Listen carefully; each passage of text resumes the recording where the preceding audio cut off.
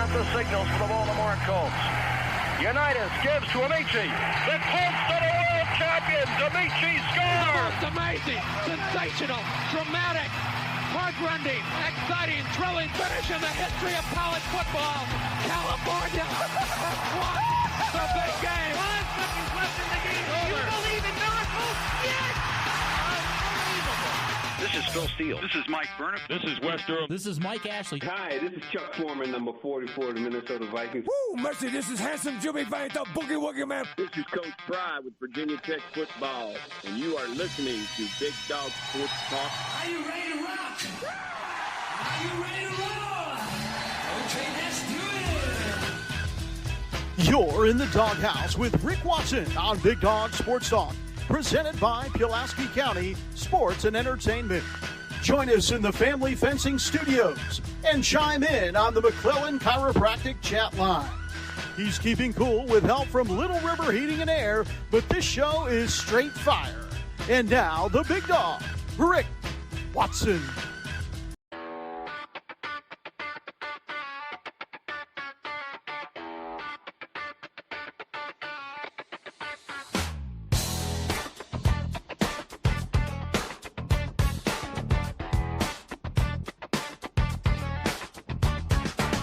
Rick Watson's got the mic, he's the big dog king.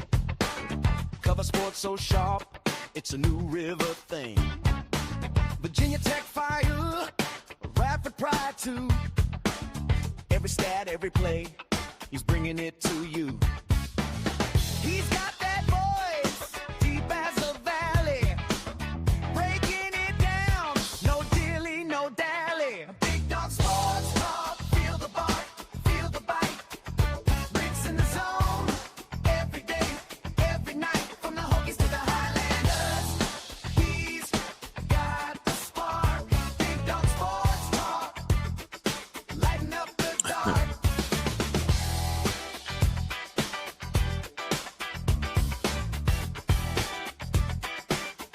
Good morning. Hit us up in the McClellan chat room, McClellan Chiropractic chat room. Also the Convention Door text line, 540-391-0788. No, Stephen. Good morning, as always, but go Broncos. You've got that wrong. You've got the B team wrong. Let the games begin. Big dog sports talk, feel the bark, feel the bite. Hey, TLB, you got 15 in Alum Spring. We got you beat by one. We got 16 here in Reiner. But it feels like 9, just to make you feel a little bit better. 16, it feels like 9. Alrighty then. Hope everybody's doing well. We head into the weekend. We got hoops. Both Tech and Radford at home this weekend.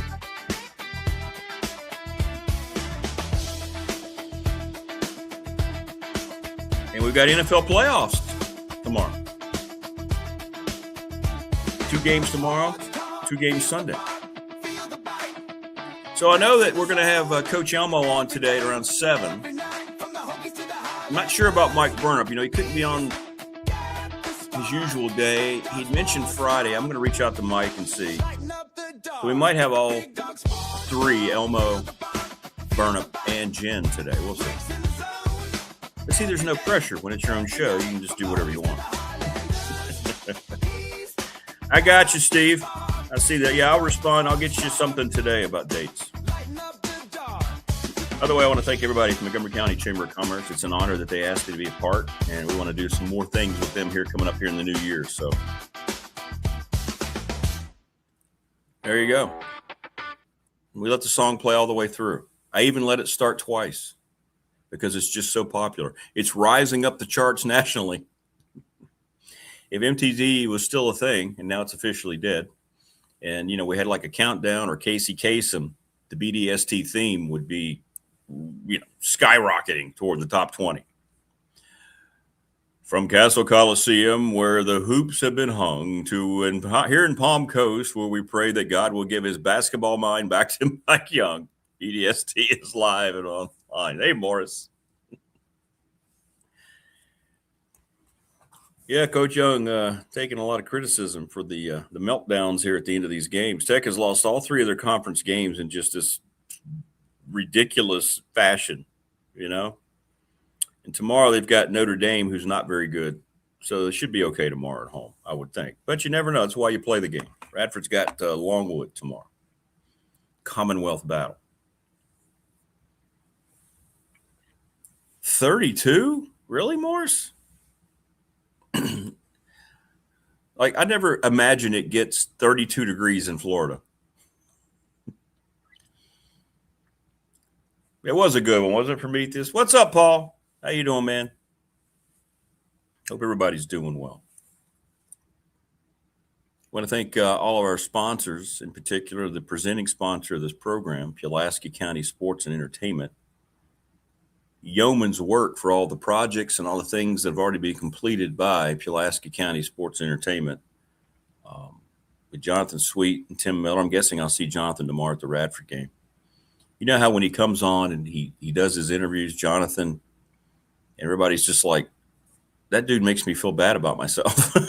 Because, you know, he's just boom, boom, boom, and he's massive, and he's just got – you see him at a Radford game, he's bouncing around talking to everybody. I don't know if the guy ever runs out of energy, but Jonathan is great, and we appreciate everything from Pulaski County Sports Entertainment. I'm honored that they are the presenting sponsor, a guy who grew up in Pulaski County, and I understand how difficult it's been there. And then they have come in and they've just turned it on its ear, man. Just kudos.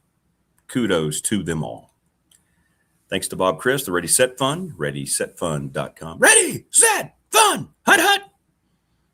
Hey, I just came up with that. But doesn't that sound like a quarterback's cadence?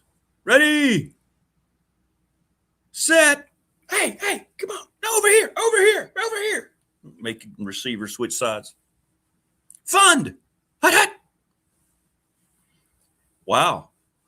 Now there's a marketing tool right there. Anyway, bobchrist11 at gmail.com.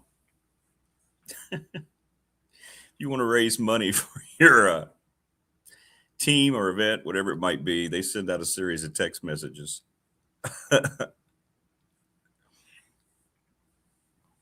I do too, Robert. I miss the all request Friday days. Morris says he's freezing his brass monkeys off down there. Yeah, Omaha. Yeah, Ready Set Fund's a perfect cadence. Robert, trust me, if there weren't hundreds of copyright laws, I would have the all request Fridays again. I missed that terribly. That was so much fun. Our Friday show on the radio show became its own thing. Started out with playing a few songs, and then people were like, hey, I like that song. Will you play this song? Yeah, I'll play that for you. And then it just kept growing and growing. So then I said, you know what? On Friday morning, for the first hour or two, whatever long it took, we're just going to let people let me know their songs. And it was such a great variety. I mean, there were songs from all over the place, all types of genres. It was good, man. It was fun.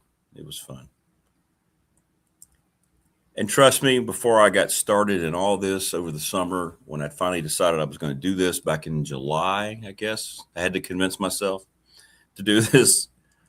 I looked into all the avenues with YouTube, and there's just no way you can get the licensing. The music industry will not allow anything like that. So it's disappointing. I know. Thanks to Travis Williams, Professional Door Incorporated, residential commercial garage doors, family owned and operated, 38 years in business, right across from NRCC, sponsor of our text line. Trav, don't know how to thank you enough, man. And you guys are doing great. It's awesome. National Bank member FDIC, the exclusive banking partner of this program, and my own personal exclusive banking partner for 35 years. thanks to Lara Ramsey. Tomorrow is National Bank Day at the Radford University basketball game.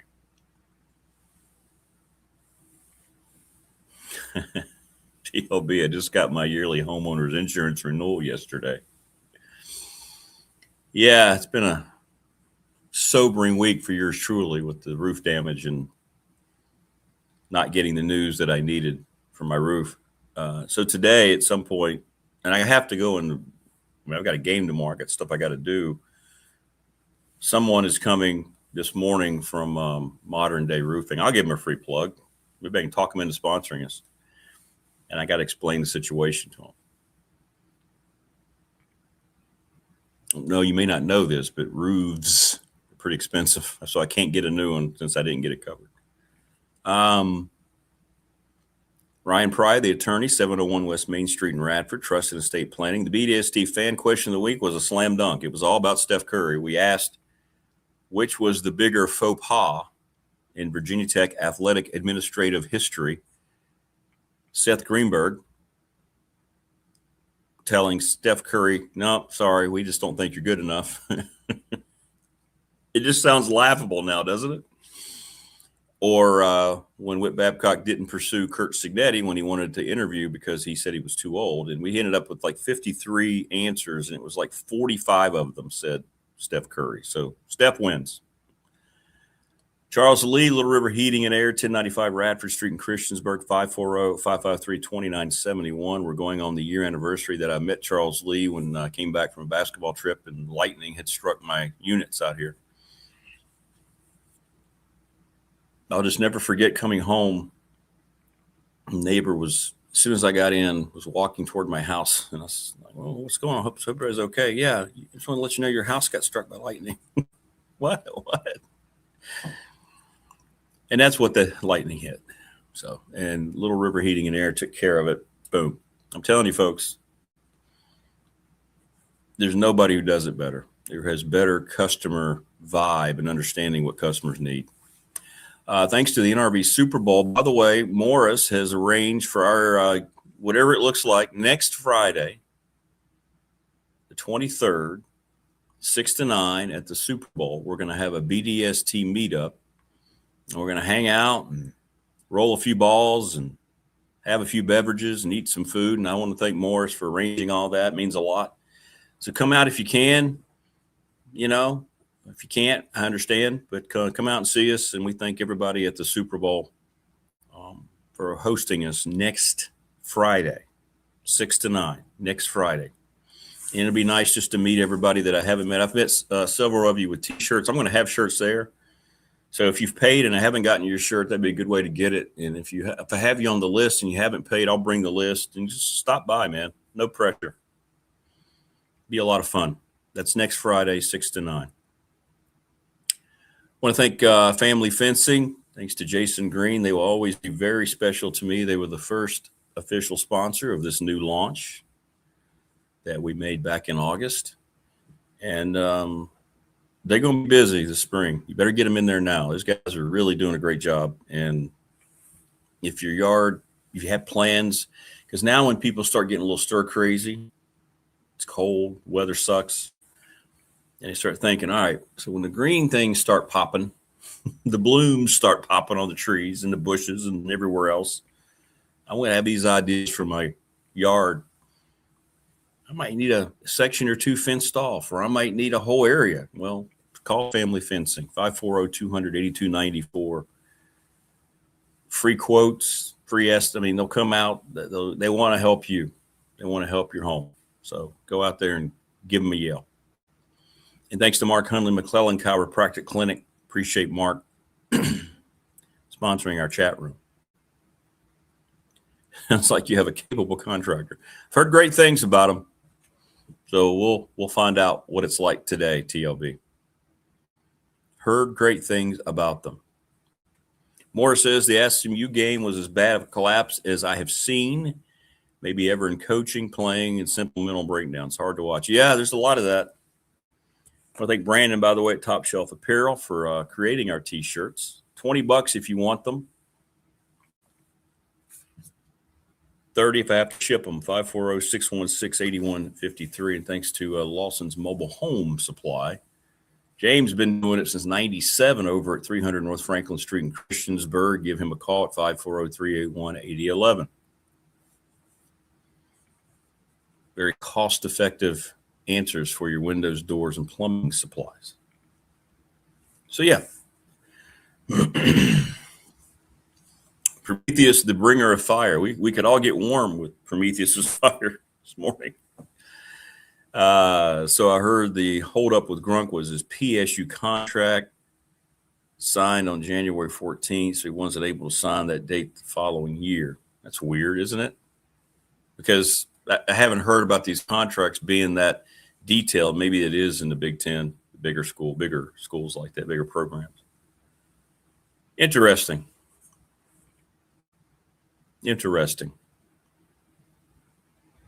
Because I guess everywhere you go, it's a different type of contract, man, in this day of pay for play. By the way, if you subscribe to The Patriot, if you read it online or get the physical copy, check out. Well, first of all, it's a great publication from Mike Williams. Rodney, who checks in, he's a writer there too, covering high school sports. And I started a column shortly after the show started, Big Dog Barks. And today I write about Curt Cignetti. Curt Cignetti's Truth. Check it out. Let me know what you think. 19 degrees in the Nook. Oof, it's just, I mean, I know the earth has to make its rotation around the sun, but couldn't it do it in a warmer climate? Couldn't we like do some negotiating here to make these 3 coldest winter months maybe more spring-like? Or says, if possible, please have everybody attending next week, let him know so we can get an approximate head count. Yeah, so again, no pressure. You can hit me up on the Professional Door text line or here in our McClellan chat room, or just DM me if you want to come and hang out. We're going to have fun, man. We're going to have fun. Yeah, where's the global warming? Yeah. Just another absolute, utter lie. Yeah, that's what it is. But I keep hearing, watch out. It's like I keep hearing about, this inevitable climate change.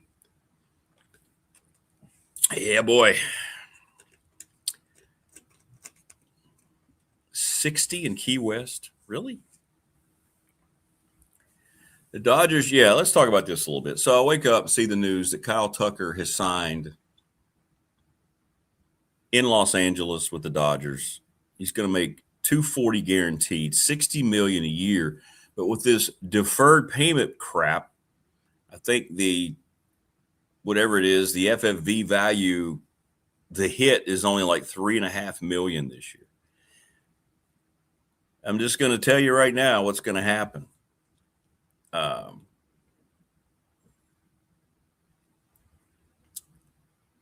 We're not going to have a 2027 baseball season. There's going to have to be at some point now a salary cap and a salary floor.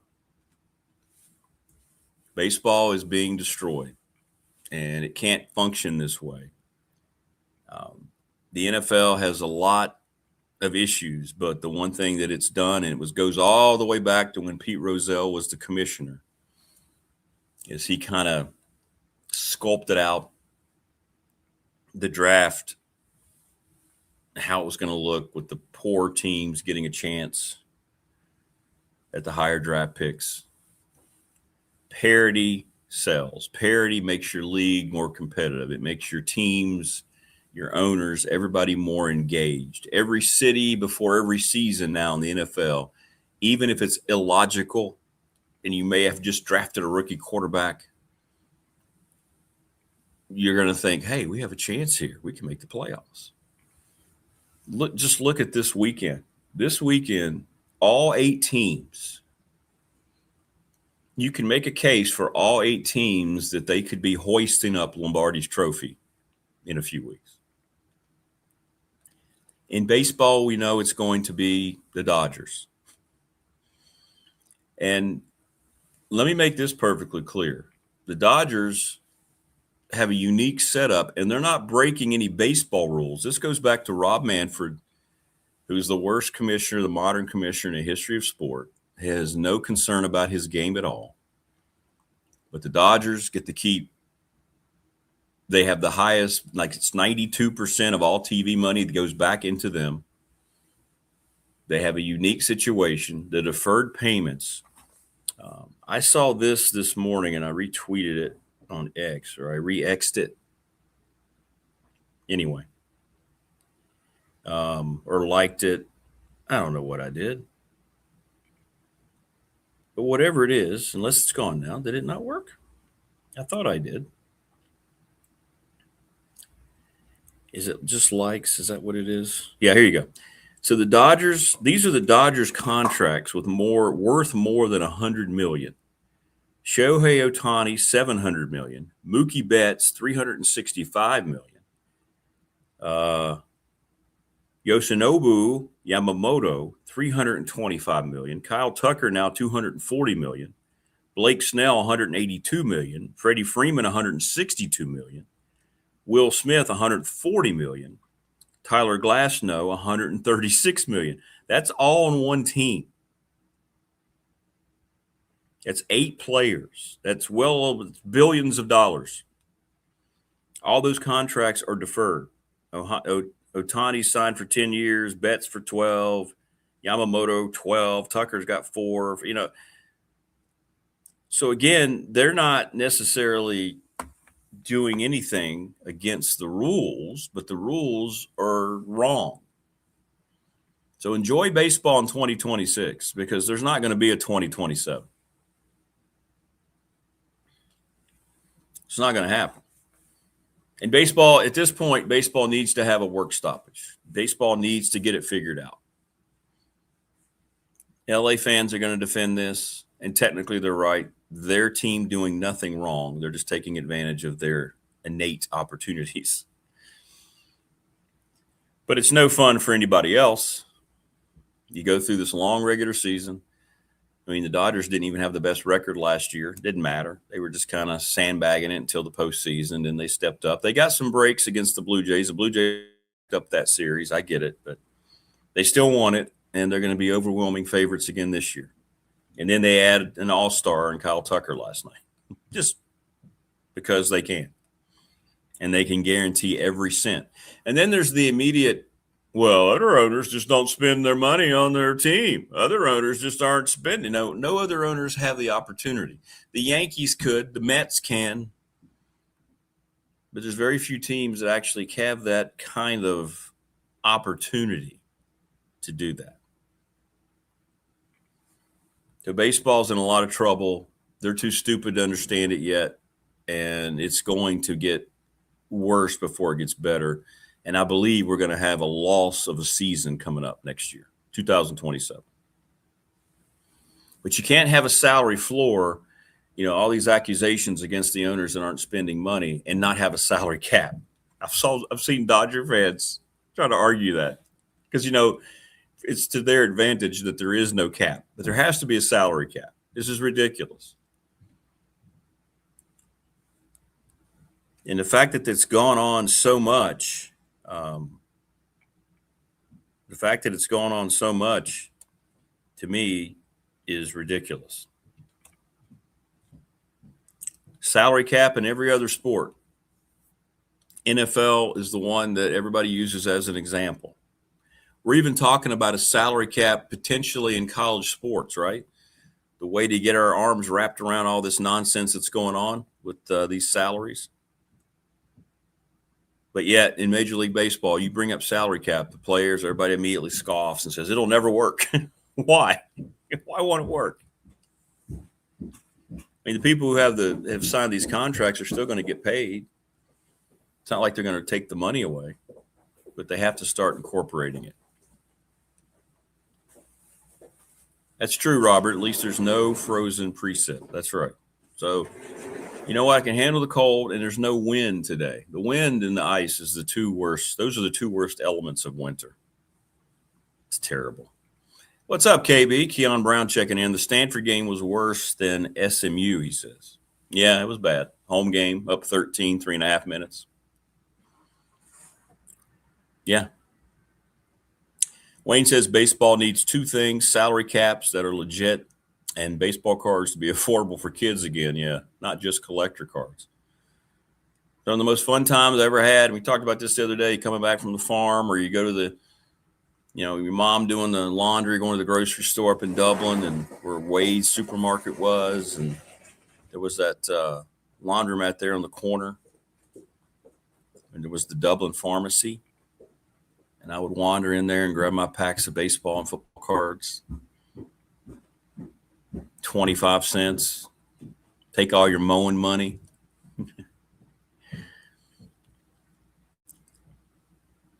TLB says, yes, we've even ruined baseball cards. We've lost our way so many ways. Yeah. And it's weird you say that. I was at I went to Comic-Con down in Charlotte over the summer, and I saw boxes of cards. And you know how you used to be able to get a box of baseball cards? You'd see them in the store displays, and you'd have 4 rows of 12 packs, or 3 rows, whatever it was. You'd have 36 cards, 36 packs in a box. Now it's like you get 4 or 8 packs. And you're like, and it costs you 17 times as much. Well, you've got a shot. There's at least one autograph in there. Oh, okay.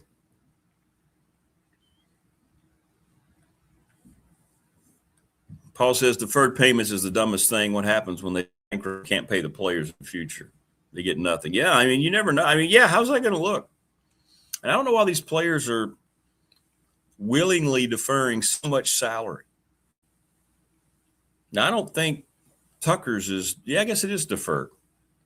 They've got billions deferred in salaries, Dodgers. So I don't know, man. I don't know how you pay all that. I really don't.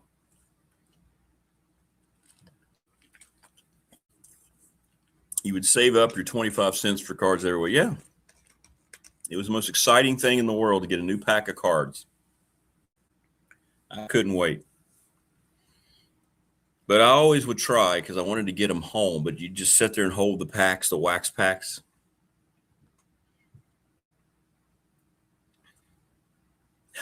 All the flat, dehydrated, broken pieces of gum. Yeah, I did that. When was the last time I had one of those? I don't know if it was a flea market maybe. But there was a guy who had really cheap packs from like the late 80s, Topps cards or whatever. They weren't very valuable. But I remember I bought a pack just for giggles, bought a pack or two because I wanted to open up the older packs, right? And then I opened it up and you got the cards. But then there was that piece of gum you guys are talking about. And I wanted to try it. The gum, of course, is stuck to the card that it was, behind, ruins the back or the front.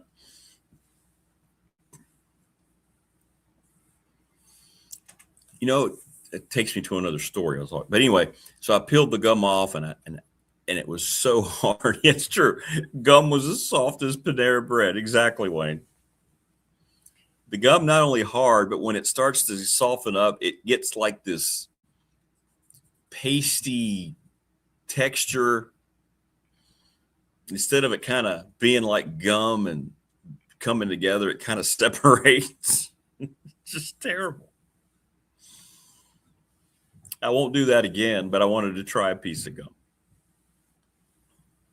Ted Hodge, Erie Insurance on the corner there. I know Ted well. My dad was an international guy in international dealership. Okay.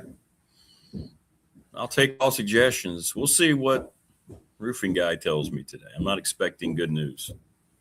Why would we? All right. Why would we expect things that we pay for to actually benefit us? All right. Star Wars cards. Yeah, those were really popular. Those things have come back too. TV show cards. Yeah. And you can see those boxes when you go to comic shows and stuff. There are vendors who have all those, what you're talking about, Wayne. The old TV show cards. They're really cool, man. And I don't think I realized growing up there were that many cards for shows and things like that, movies.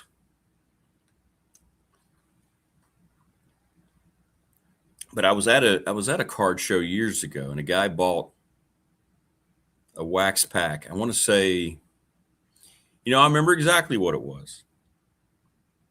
It was, at that time, the very sought after 1982 Cal Ripken rookie card. It was his Orioles rookie card. And it's the one where he's on there with two other prospects, right? It's not him by himself. There are two rookies for Cal Ripken. The one that came out in the traded set is the one that's more valuable, where it's just him. But this one was just, in the pack, and it was two other heads. And I remember a guy got it. Like, he got a pack, and it was unbelievable. But it was the last card in the pack, and it had that damn gum on it. And the gum was just stuck to the back of the card, right? And I remember he went from exhilaration, because he had people standing around him. We thought it was really cool. He pulled that card. But then he realized, this is going to ruin this card.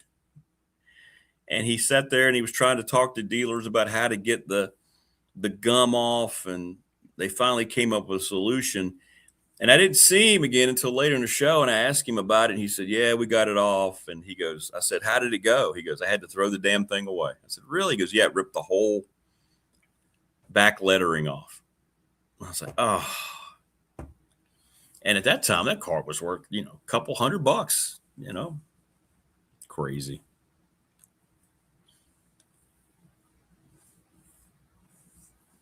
And RB Thunder, Rick Panera claims you should savor the flavor.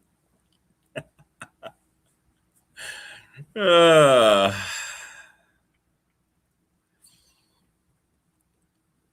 Paul, that may or may not have been Creed. Wayne says, I am back into all this nostalgia. What is this popping up on my screen? But comes with a price. Got my $6 million man Hallmark ornament yesterday. Yeah, I've had that. You're going to love that too. So I got mine years ago. It was actually marked down, but it's Steve Austin, Lieutenant Colonel Steve Austin. And you have to put a battery in it, and you push the button, and it has really cool sounds. You'll love it, man. It always goes up front and center on my tree. It's one of my favorite ornaments. I have that. I have Tony Gwynn, John Elway, Spider-Man hanging upside down, and Freddie Mercury. Those are my 5 ornaments.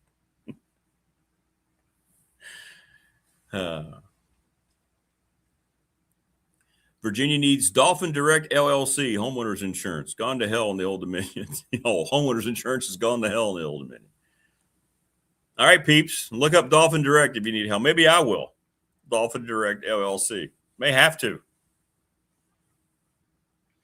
Prometheus says he has an autographed Mike Schmidt rookie. Wow, congratulations, man.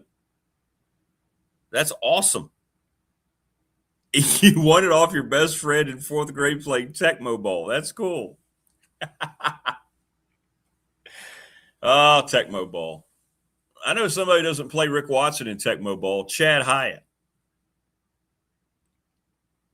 It's a shame Chad doesn't show up in chat. No, the Freddie, it's really cool. I don't have it. It's put away now in the Christmas stuff. If I'm still doing this as we get closer to Christmas this coming year, I'll show it to you. But it's really cool. It was actually made in Italy. It's a wooden handmade ornament. It's really cool. It's got him in the yellow, he wore the yellow top, and it's when he would be at Wembley Stadium. It's really cool. I'll show you. Yeah, bicycle race is now part of a commercial. Get on your bikes and ride. Somebody posted they were at a modern concert, and this is cool. This is the power of that band and Freddie Mercury in particular. I don't know who the band was. I don't know what modern rock bands are great now, but they were in between sets, or the people were in place and they were waiting on the band to come out, and they started playing Bohemian Rhapsody. And this was a crowd of about 65,000, 70,000 people. And they had the recording going, and everybody was singing the song. I mean, I got chills. It was cool.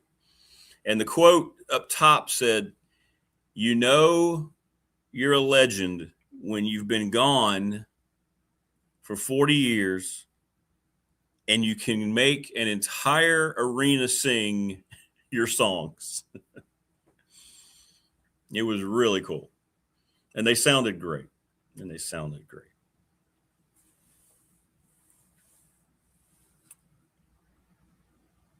Yeah, AO used to play AO. I wonder if I could get away with playing that part on the show.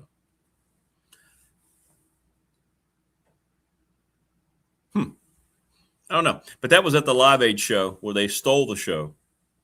If you ever watch a documentary on Live Aid, Queen's set was the one that blew everything away. They call it maybe the best live 25 minutes of music ever. You need to see it. It's awe-inspiring. It really is. Now, I can't hit those notes early in the morning.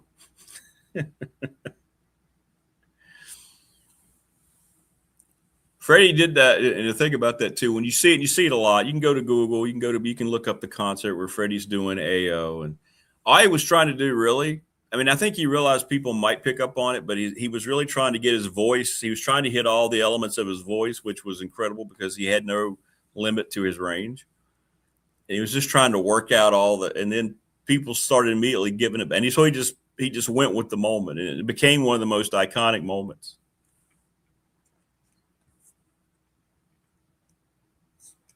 No, Jen did not play, and I don't know if she's back to play this week. We're trying to figure it out, Prometheus. No, she did not.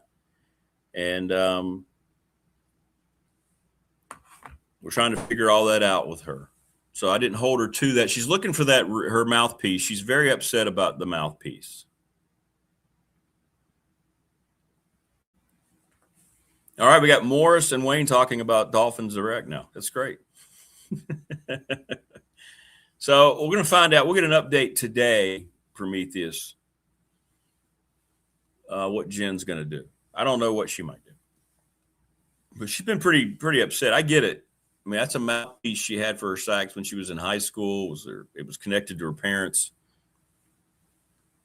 and she wants the same model. She doesn't want just some new mouthpiece. So we'll find out today where we are with that.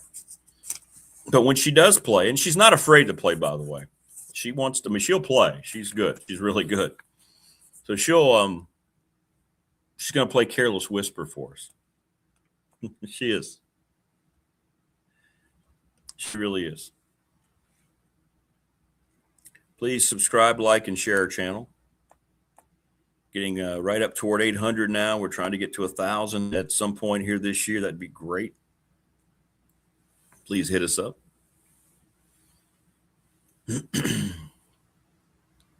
See, the Dodgers did that last night. Yeah. So baseball's in a lot of trouble. And it's not just about bigger payrolls for bigger city teams. That's not what we're talking about. You can't have this discrepancy.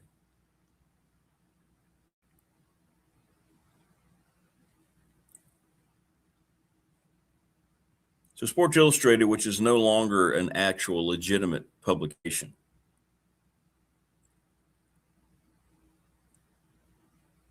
listed their top 20 greatest wrestlers in WWE history.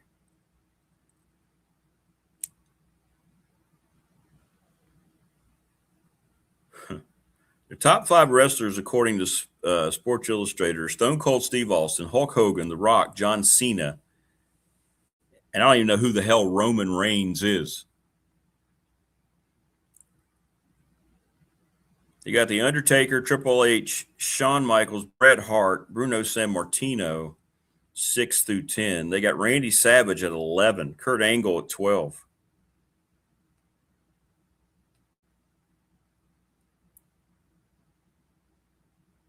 I don't even know who the hell is Roman Reigns. It's Sports Illustrated. They have no credibility. But the new Sports Illustrated just copies other people's work and has AI write their articles. But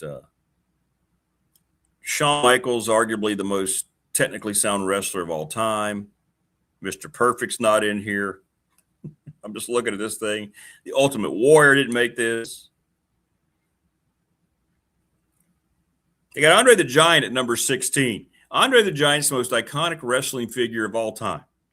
Sorry, Hulk Hogan. Sorry, Rock. It's Andre the Giant. They got him at 16. They got something called The Edge ahead. No Ric Flair at all. Ric Flair's not even on here. And he was in the WWE for a while, wasn't he?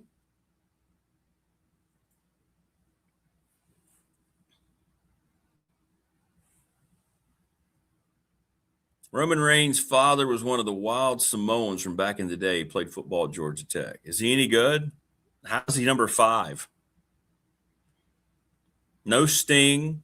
No Steiners are on here. You got Randy Savage, the Macho Man at 11, Kurt Angle at 12, Roddy Piper at 13, Edge. Who the hell is Edge? Randy Orton at 15. Then Andre, CM Punk, Chris Jericho, Mick Foley, and Becky Lynch.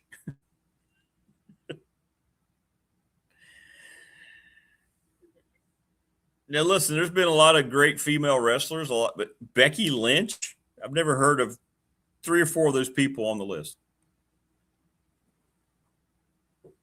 But yeah, no Nature Boy, and they've got Andre the Giant at 16.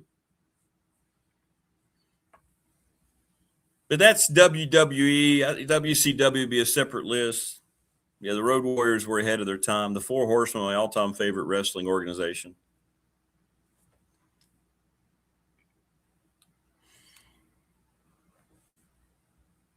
I love wrestling, man. I mean, I did. Absolutely loved it.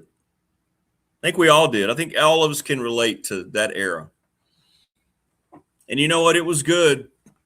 It was good for a long time, even as you get older and you realize the entertainment part of it and what these guys do is amazing. The storylines. Look, nobody's watching it thinking, oh, my God, this is really just real competition. Nobody. And I hate when people put an umbrella over it. Well, you know, it's fake. No shit. It's not fake. It's not fake. It's scripted. It's choreographed. It's just like a damn movie, okay? It's like a soap opera. It's like a continuous story. Those guys, what they do is real. The training they go through is real. The injuries that happen are real. The moves they put on them, they can really do those to you in real life. I hate that. I cannot stand that. I still get that from younger people. No kidding. Do you go to the movies? They're like, how can you watch that? Do you like TV? Do you like the movies? Do you realize that's not real life? Do you realize those are paid actors who can't scratch their ass without some script telling them to do it? But yet they want to go off on political topics and try to influence the world because they're so important, because they're adult pretenders. And they're like, yeah. I said, what's the difference? I said, and you go watch these guys who are real athletes. I said, the effort they have to go through to not hurt each other is more amazing than if this were them beating the hell out of each other. He did, Derek, 100%. Hulk Hogan took wrestling mainstream. He did. He did. That's a very accurate statement. We just lost Hulk Hogan. There were some things that were controversial dug up about his past, but 100%. Hulk Hogan became bigger than anything wrestling had ever had, ever, from a worldwide perspective. Hulk Hogan did for wrestling what Michael Jordan did for the NBA and Nike. 100%. Give me Mid-Atlantic Wrestling, Rufus R., Freight Train Jones. Oh, I love Freight Train Jones. Johnny Weaver. He was one of my grandpa's favorites. Ivan Koloff, Gene and Ole Anderson, Black, Jack Mulligan. Barry Windham's dad, by the way. Dusty Rose. And I love Dusty Rose. He was a promoter, too, behind the scenes. He was actually running a lot of Mid-Atlantic Wrestling at the time. He was one of the guys, one of the producers of it. Yeah, Flair was the best of all time. He was the best promo of all time. Absolutely.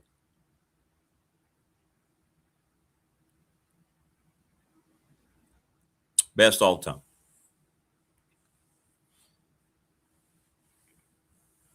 And, you know, I give him credit. When I watch those A&E documentaries, and they're terrific, by the way, the WWE wrestlers, there's not a lot of good stuff out there today in modern entertainment, but those documentaries are really, really well done.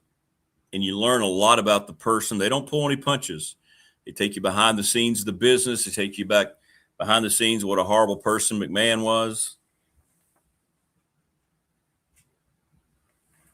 How matches, the rip-off match with Bret Hart, his is very good. There's a lot of good stuff, man. Bruno Sammartino. True, Robert. You're right about that. Bruno Sammartino was the 60s megastar. He was Hulk Hogan before Hulk Hogan, but Hogan took it internationally. Now, wrestling has always been international.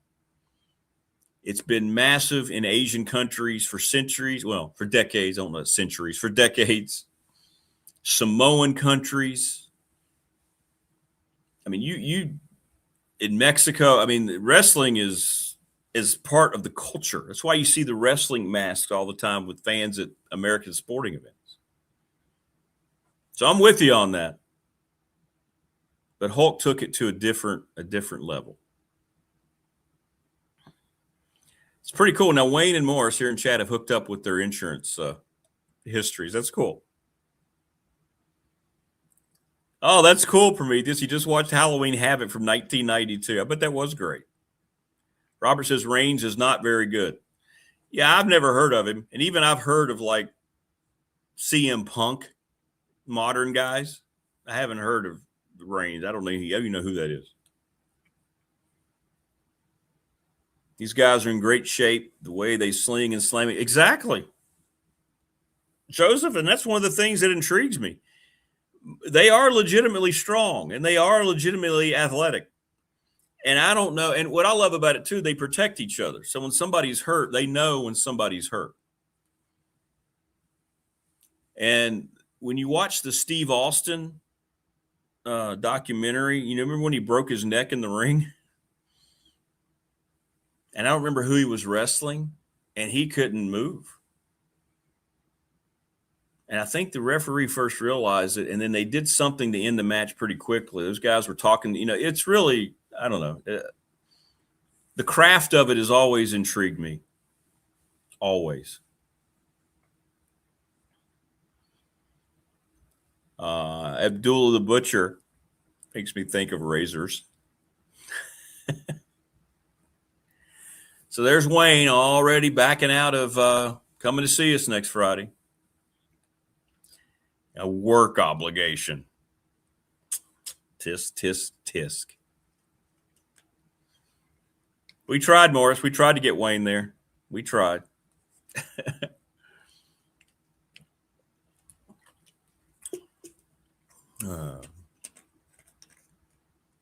Cancel it, Wayne. That's what Morris says. Was that who it was? Was it Owen Hart? Is that who broke Stone Cold's neck? Oh, okay. Something went wrong, didn't it? With the move and timing was off or something. And you think about it, they act totally. They go through this and they rehearse how it's going to go and they work it out, and then they go in there and they have to hit it right, man. No, the Nature Boy wasn't on their hideous list, no. And you can't have any wrestling list without Ric Flair on it. That's true. And you learn that a lot too, Joseph, in those documentaries. They would drive up to the and somebody messed up because they had been drinking, and it was 3 of them, and they all 3 were supposed to be against each other, and they were pulling up, and there were fans there who saw them get out of the same car. And even though they have to assume that people know what wrestling is, your contract says you can't do anything to intentionally, misrepresent the illusion or the script. And they were like, oops. So then when they'd go to events, somebody would pull up, 2 guys would get out, or a guy would get out close to where the event was, the arena, the building, whatever. And the other guy would drive on in, and the other guy would just walk in, and that way, that would protect them. Call in sick, Wayne, Prometheus says.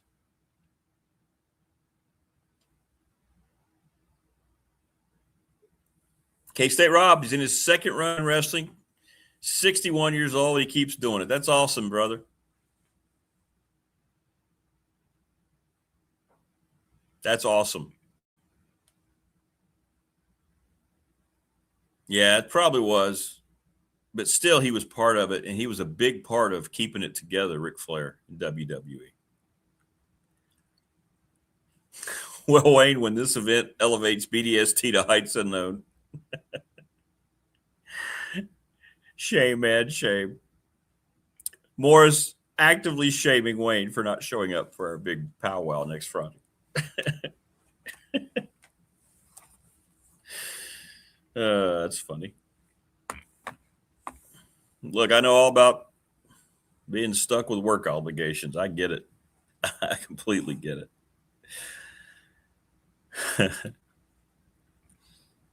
Yeah, that's a bad list. The list is getting crushed, by the way. People in the comments. It's pretty bad. It's really, really bad.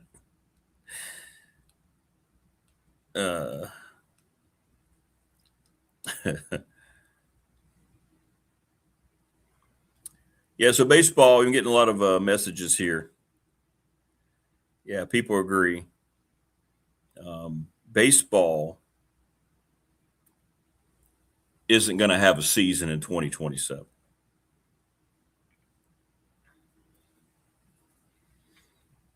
Yep, not going to happen.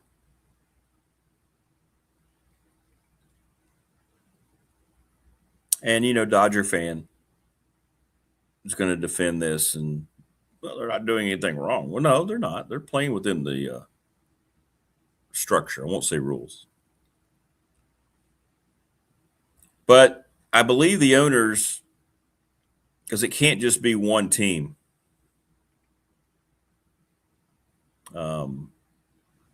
Or 2 teams or 3 teams, 4 teams, whatever. You cannot have this type of discrepancy to this point. The Dodgers signing Tucker, his contract's worth than already most of the total payrolls of like the bottom 10 teams, 15 teams. Just terrible. Just terrible.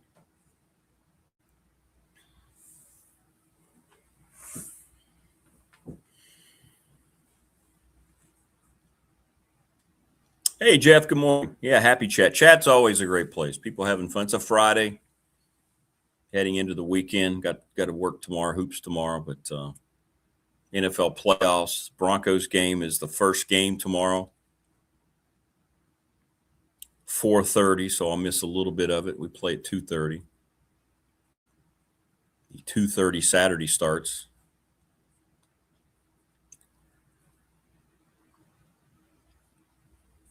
They're trying to bribe. We'll talk to Jen about that. Trying to bribe Wayne to the event by saying we're going to get Jen involved. What kind of pictures do the Dodgers have on Manfred? And yeah, the fish rots from the head. It always goes back to what Dad told me when I was growing up. The fish rots from the head. When things are being destroyed, it's not, for the most part, it's not the people who aren't making the most money. It's usually the people who are making the most money. Rob Manfred, as the commissioner, has not done anything good for baseball since he got there. The only thing good that came out of his thing is the pitch clock. The pitch clock has been a good thing. No. Nothing else he has done has been worth anything. But the pitch clock was good.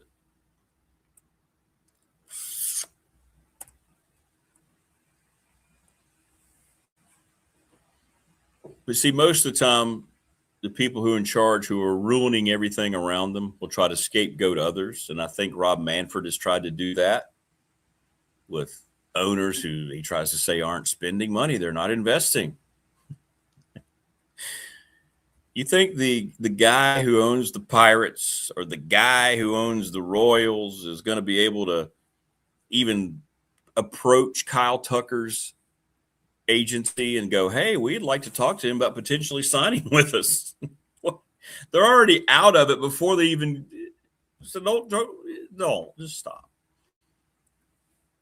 But if you're paid like that, if you have that title as the head honch and things are falling apart around you, it's not everybody else's fault.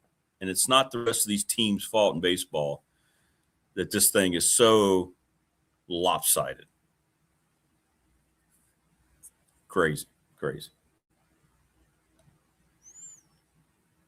Well, joining us now on the program, as we're just kind of flying by the seat of our pants today, is that guy. It's Phil Elmassian. What's up, Coach? Coach Elmo. Good to see you. Morning, Rick. Oh, you got the Purdue representation. Joe Tiller being represented today. You love Joe Tiller. He's a hell of a coach, wasn't he? Wow. He never left the 60s. Montana State grad. I think he's Montana State. Was an offensive line guy. He was another personnel, really good head football coach, personnel evaluator. He like few of them watched every scholarship player. There's just a handful of head coaches that literally will watch every scholarship player that I worked for, and he was one of them. And he always talked about a Purdue guy. That's all he used to say. I want a Purdue guy. And yeah. It was just defined by, the obvious love for the game, smart kids. And because Purdue was academically, it was a really outstanding school. And, but that's what he wanted. He wanted guys that loved it. And he recruited Texas. When he was at Wyoming, he had a connection in Texas in terms of recruiting experience. Because, it is really good football. You can turn over rocks, find a Purdue guy down there. He found a kid named Jacques Reeves. And he had a philosophy back in the day. If you took a January kid, a skilled January kid back in the recruiting cycle when that was late, when the signing date was February, the national signing date was February. So it was you started offering kids in January. You were behind and it was late. But he had a rule that he wanted a track time. If you had a skilled kid, he wanted a track time. And that kid better have return skills and do a lot of multiple things. And so he took Jacques Reeves, who was like a 300-meter kid in the state of Texas. He ended up competing in the Big Ten. I think he won it, first or second in the Big Ten, because he let him do track. And I got there as a DB coach, and it was his senior year. And he'd been he had an inconsistent career, and this is not about me, but this was about Joe. Joe really felt like he had fired the DB coach, and he hired me, and he felt like this kid could have made better and more contributions. And the kid was great. He did track in the spring, but if he had track meets, he was gone. But if he didn't have a track meet, he practiced football. He did not miss a day in the spring. And Joe gave him the options. And he had a heck of a spring development, had a great senior year, ended up drafted by the Houston Texans and had like a 10, 12-year career. The 2003 year I was there, under Joe, we had 7 or 8 NFL draft choices off the defense alone. And they were all second to mid-round guys, not free agents. They weren't lunch money guys. They were starters. They ended up, all of them, starting in a minimum of a 6-year career in the NFL. All 3 linebackers. Sean Gilbert, defensive end for the Chargers. I think his last name was Gilbert. Concussion syndrome, Rick. I understand. Trust me. I do. But I had Stu Schweigert. The secondary, I had Stu Schweigert, second round, third round draft choice. Bernard Pollard, another second round draft choice in the secondary. And Jacques Reese, 3 out of the 4 played in the NFL, had careers, 6 to 10-year careers. All 3 linebackers had careers. And we had a great team. We had a great foot. We tied Ohio State. It was the year after they won the national championship. We went into Columbus. It was a 13-13 overtime game. They kicked the field goal. We lost. It was a great college football game. But Purdue was very dear to me. It was a great. I wish I had stayed there longer. Probably should have. It was a great experience. I love Big Ten football, and I always really enjoyed Big Ten football. Go to Iowa, Kinnick Stadium. It was classic place to play. So, well, the peeps are excited that when we get into it, you're going to be breaking down Tech's portal class. I know that's something that you dive right headfirst into that. But you're busy now. Speaking of putting together classes, talk to Todd a little bit. I know he's been so excited. You guys are killing it. Shit, he's killing me. You guys are, man. And I started following their account every hour. Brand new commitment. So well, it's been fun. I mean, he'll usually send me about 3 or 4 guys in the morning, or by the morning and afternoon, I'm looking at a total of 6 kids during the day, 7. And one thing he's doing, I really, really like. I remember when he's doing what Paul Pasqualoni would do. And this is an NFL thing, rank them. He would always say, rank them. Okay, the last 3 kids you just saw, rank them. Who's number 1? Who's number 2? Who's number 3? Because he's running it like an NFL, the as we all call the board, the personnel board, and who is number 1? Who's number 2? Who's number 3? And if you lose a number 1, that number 2 becomes 1. And so, and that's where you gotta really be on point on those, the 2nd, 3rd, 4th, 5th, 6th kid in the ranking, because you're gonna lose them. The one kid you really want to have, you may get them too, but they're gonna go fast because everybody sees what you see, and they can help. I've always tried to make judgments. Can this kid give us 8 wins? Can he be productive on an 8-9 win team? Now it's 9 because they added the 12th game, but it used to be 8. Coach Norton always said the happiest people in the world were 8-3 back in the day, because you got a bowl bid, everyone was happy. You go 8-3 in Carolina, they're ecstatic. Oh, yeah. They're going to the Peach Bowl and everyone's happy. Yeah. And then we got basketball. Yeah, baby, we're on a roll. Let's go. But it's been fun. I told Tom, I told my wife last night, I said, you know what? If that sucker turns around and wins 8 games and goes to a bowl, I'm going down to that bowl and I'm going to demand a check. Yeah, I would say so. I don't care if it's $500 or $1,000, but I'm going to tell you, they ever win 8 games, because I'm kind of feeling the pressure to you get to the point where you're going. It's like being on the staff. You're putting your credibility and everything on the line. But one thing about recruiting that can't even enter into the issue. Just look at the tape, have your priorities and exactly what you're looking for. What you're looking for, the who, what, when, how, why, where, get those questions answered as you're watching this kid. And I don't have a lot of the information. I would hope that they would, because I don't know the character. I don't know you can see work ethic. If the kid's giving great effort on the field, he's going to do that in practice, because that's a developed trait, and then just when I watch kids and all of a sudden in the portal, and they've got, let's say they played for 2 different schools, they've got like they've got like 600 plus plays on a season.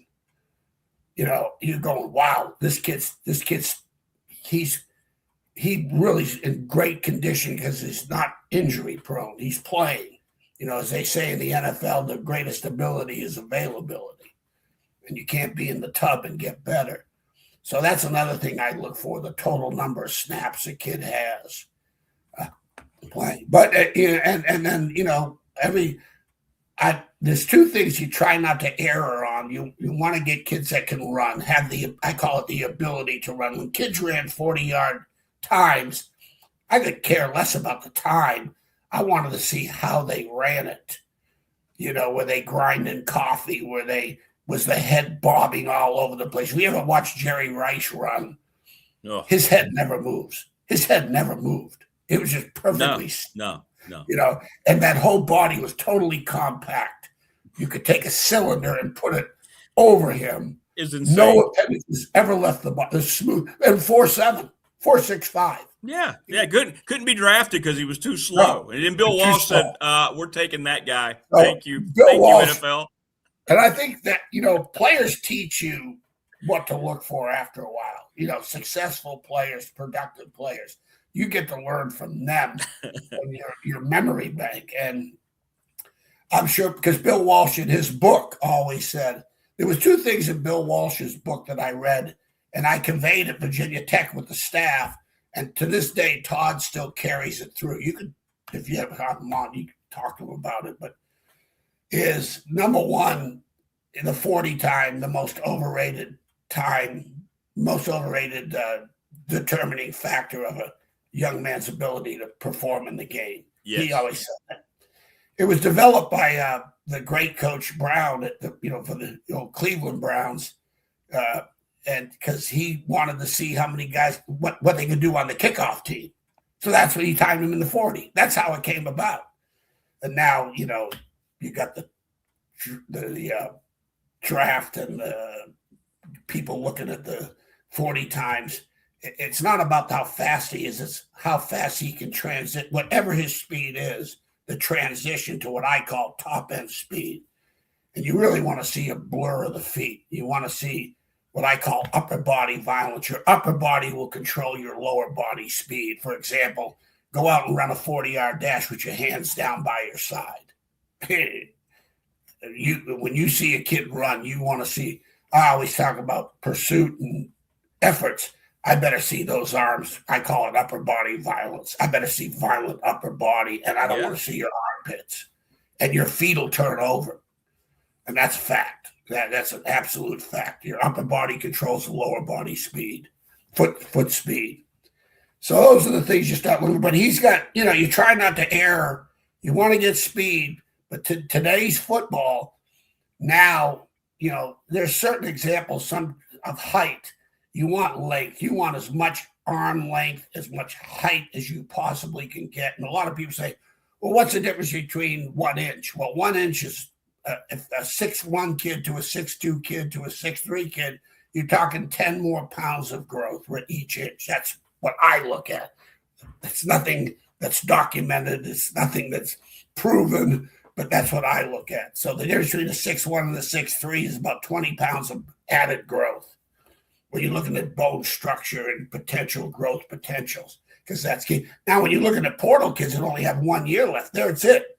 If they're 20, 21, 22 years old on their 3rd school, that's it. What you see is what you get. Yes, that's right. That's right. Okay, so you could be buying damaged goods. So, but we're looking at kids. I'm like one kid 6'5", 275, 1 D tackle. I'm not gonna tell you where they're from. Not fair. Another kid 6'5", 300. Another kid 6'5", 250, 6'4", 255. And these are DN type D tackles type kids. If they had 3 years of eligibility, some of these kids would make great offensive linemen. That's where you get your tremendous offensive line prospects. So those are the kind of kids we've been looking for. I've been looking at and approving. By the way, any fan or especially coach should have that Bill Walsh book. I have it. Finding the Winning Edge is the book I think you're talking about. Tremendous. It's unbelievable. It's unbelievable. Here's one other factor, too, that I've kept with me, and Todd and I discussed about the other night. I'll give you – and thank God I had read this book, because when I got to Virginia Tech, we had a kid named Bernard Basham. I think he's Patrick Henry. Patrick Henry. Okay. Yeah. For some odd reason, he was not one of Frank's favorites. There was an issue there, and irrelevant. I'm sitting there, so I took the job, and he was a defensive end. You know, the old wide tackle 6 days. He was one of those defensive ends, wide tackle 6. And all they were, J.C. Price was, he was. But I took all those ends, because he could run. He 4'8" kid, maybe 4'7", 5. Good basketball player. Really athletic kid. So I sat and talked to him, and I said, look, you between now and the summer, you jump 20, 25 pounds at least 20 pounds. I'm going to put you inside, because we're going to really, you're running a defensive end 4'8" or a defensive tackle 4'8". There is a big difference. And so we put him inside, and I told Todd, I said, Todd, Bill Walsh always talked about maximum performance during the day. He mentioned this in his book, where every human being has a peak performance hour of time during their day when they're at their best for whatever 2 to 3 hours of the day. And it made sense to me. You know, I'm thinking about just in the office when I'm coaching, and there are times in the day that I'm at my best. You're not at your best all 12 hours of the day to a point. Okay. And he talked about players and their snap productivities. Some kids can give you, like J.C. Price could give us 60 snaps of productivity. His first snap and his last snap were not a lot of difference. But that's a rarity. That's a very low percentage of player. So what you're trying to look at, and it really gives you a perspective where you can take a deep breath and say, you know what? This kid can help his football team. He can get in the 2 deep and be productive. So I started looking at 20 snap kids, 30 snap kids, 40 snap kids to 60 snap kids. And what kind of productivity are they going to be able to give for us as I watch them and perform? And Bernard Basham was about a 20 to 25 snap player. On the 26th snap, he's playing for the other guy. So and you don't want that. You don't want that. Yeah. I said, he'll play for the opponent. And that doesn't mean he's a bad kid or a bad player. It's what it is. Now, those other 20 snaps, it's not what he can. He's given us a productivity. We'll win with his 20 snaps. Will give me a winning performance to 25. And he had a great year for us. And Todd's job was to monitor that, you know, in the game as we watch, as he started developing in practice with drill to drill to drill. You know, you could start to see after the preseason, you're looking, okay, this is a 20, 25 snap kid we can win 8 games with, minimum of 8. That you know, let's define it very quickly. You know, this is called Cliff Notes evaluation. I don't want dissertations. Give me the cliff. I just always tell Janet, give me the Cliff Notes. Give me the Cliff Notes version. Speaking of which, Todd gave me permission he said, ask. By the way, he's having a blast with you. He said it's been a blast. We've disagreed on one kid last night. I think I got fired. All right, but he kept asking me, hey, go back and look at this guy. Now, he asked me to go back and look at one kid that I was really hard on. And then when I went, he goes, watch the Houston game. Because you can't watch them all. You have 500 snaps. It'll take you a day to watch a kid. So I go back and watch the Houston game, and I text him. I go, Sorry, take him. Well, since you're going to be breaking down text class for us next week, one kid I want to ask you about, and he said, "Oh, Elmo loves this guy. You got to ask him about Elmo." So you just got a commitment from Muaz Byard, linebacker out of Middle Tennessee State. The Bird, Muaz Bird. Bird, is that what it says? Yeah, okay. Okay. Yeah. Tell us about him.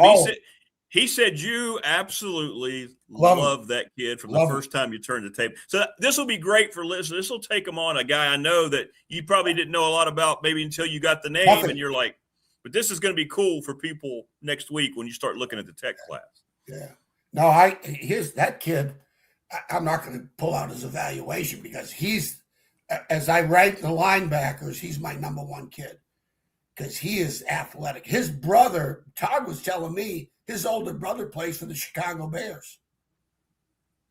And I didn't know that. Yeah. I didn't know that either. That's what Todd told me. I said, wow, that's it. I said, well, you know what? I've always believed in bloodlines. It's in the bloodlines.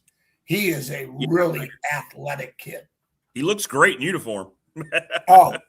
He's 6 foot 230, and he looks like he's 6'1". He's got length, but when you watch him when he runs, the feet he plays compact with his body. You never see his armpits, and he can tempo the ball. You got to be careful. Sometimes you try not to evaluate the coaching, but one thing you can evaluate is the decision making. You can sit there and say, okay, this kid takes coaching. He plays with a knee bend. His pads are square. He tempos the ball well. And when he sees, he'll attack the line of scrimmage. He's going to play on the other side. And he's what I call a thumper too. He's a thumper. When he hits you, he's going to hit you at his top end speed and not a collision hit. He will tackle at his top end speed. And every muscle fiber of that lower body's coming with it. And next thing you know, you could, if it was sound, if I was listening to the sound, you could hear the play, which I've always said. I've always told the players, I better hear this practice. I better hear great communications and nothing but pads cracking, And Todd was excited about him. Todd's excited about him. Yeah. He's athletic. He's what I call a 3-down linebacker. Athletic kid. I would love to have coached this kid. I'll bet my guess is he's a high character kid. My guess he's a high motor kid in practice. Those things on film are what you see consistently when you see a kid play the game. And I'm telling you, I watched him against who was it? Indiana. I don't know, one of the Big Ten teams. And oh my God, he was fun to watch. So I loved him. He was my favorite.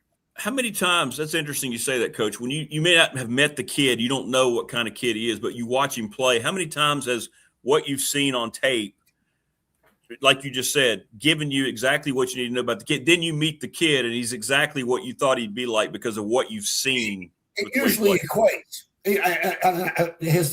One of my examples was, I may have repeated myself on your previous shows with this, but I wish I'd saved this kid's DVD at the time because it's a master class in evaluation.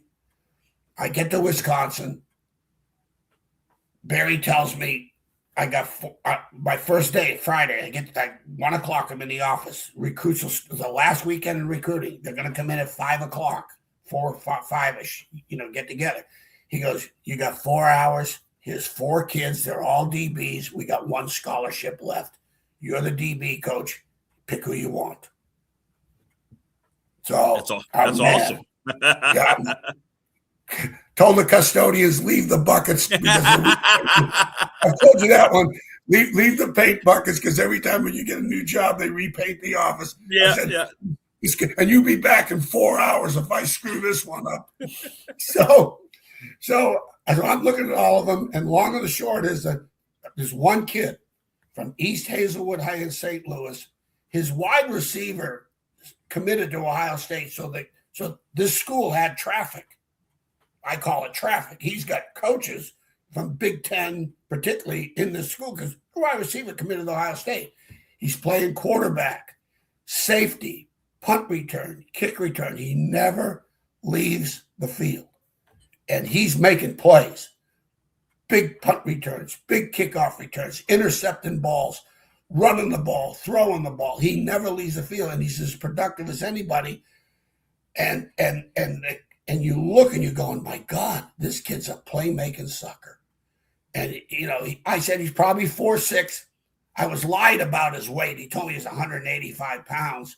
So I told Barry, I said, Coach, if he's not a corner for us, we'll make him a safety because he's a hell of a decision maker. You could see, just by being a punt return, you have to have judgment and you have to have courage to be a punt returner. Kickoff return, I can run kickoff returns. I may not gain 3 yards, but I can catch them. Punt returns, you talk about courage, being a punt returner, and judgment. It is as hard a thing as you want to do in football. Trust me, when people are coming down ready to knock your ass off. So he comes in with 155 pounds, and I said, that's it. Bring the custodians back. I'm done. Skinny old little thing. That son of a gun, but he was exactly the type of kid as you would expect on the film because he played the game with such passion and enjoyed playing the game. You can see kids that enjoy playing on film. Yeah, that jumps out, doesn't it? Yeah. You can. Oh, you can. And so he came in, and the best thing about it was great high character kid. Mom and dad was great. His dad was Big Charles, who he was scared to death of. And Big Charles, I met with Big Charles in my room one-on-one. He says, Coach, I'm sending you a really good boy. I've worked my tail off 18 years raising this, or 17 years raising this youngster, and he is a good kid. I expect him to be a better man when he leaves you. Yeah, that's awesome. That's awesome. If he's not making decisions that's in his best interest, you take your 9.5 and put it where the sun don't shine and call me. And I had to call him one time in his career, and the kid was begging me not to. He's crying, begging me because he did come up in the car and beat his ass. That was the kind of parents you want. So, yeah, you can. Sorry for the long rant. No, that's interesting. Yes, you can. Yes, you can. My bet is, see, this kid here, this Bird kid, I'll bet $100, may lose it. This kid's high character because the way he plays the game with the passion he plays with, just, all the things you see, you go, oh, no, this kid loves the game. Loves the game because they're getting their butt kicked by people, and it's no different. No different. What's the most important, they're asking in chat here, what's the most important physical attribute that you value as an evaluator? Ankle flexibility. Because it's not speed, not necessarily speed or strength or an all-encompassing word. It's just ability to run. But what ankle flexibility does, I've mentioned this to you before, Rick. You have, yeah. Next time you're watching ref, I know you got to go play-by-play. Just watch your ankles. You're going to find out this kid's not a good athlete. Yeah. This kid's a better athlete. Because what ankle flexibility does is it loads hamstrings, glute muscles. When you're working off the front half of the foot, when you see a kid that's totally on his toes, literally like a ballerina, no. When you see that foot, it's just flat foot, It's like, ever see that Charlie Chaplin thing with the potatoes? Yeah. You ever see, when you see that, here's the problem. It's not that he can't play. You got to be careful. Can't, never, always. Don't recruit with those three things. Don't ever say can't. Don't ever say never. Don't ever say always. Okay? Because that's forever. I mean, that doesn't mean that they're not being able to play the game. But when you do have ankle flexibility, your transition to top end speed is better than the ones that don't. Your change of direction is better than the ones that don't. And guess what? If you can't change direction, you're going to miss a lot of tackles. So it all equates back to productivity in terms of, especially on defense, one is tackling. The change of direction and tackling is so critical because This is a game of point A to point B to point C, and it's straight lines. And then you got what if you're 4'8", if you can transition to 4'8", I'm good with that. How fast do you get into that 4'8" when you have to change that direction to get productive? Because remember, it's all about one thing, Rick, the ball. Yeah, that's right. The ball is the program. Wherever it is, get there in a hurry and arrive in a bad mood. To the ball, right? But that's it. Arrive in a bad mood. I like that. Yep, arrive in a very bad mood, that you hate everybody. And but ankle flexibility is my number one thing. The first thing I go to. Then it's hips. Then hip flexibility, is because you got to be able to create power angles. Is he a waist bender or a knee bender? If he's bending at the waist, not good. He's playing with because as a wrestler, where the head goes, the body follows. And you're a waist bender, you'll be tackling the ground, and that doesn't count.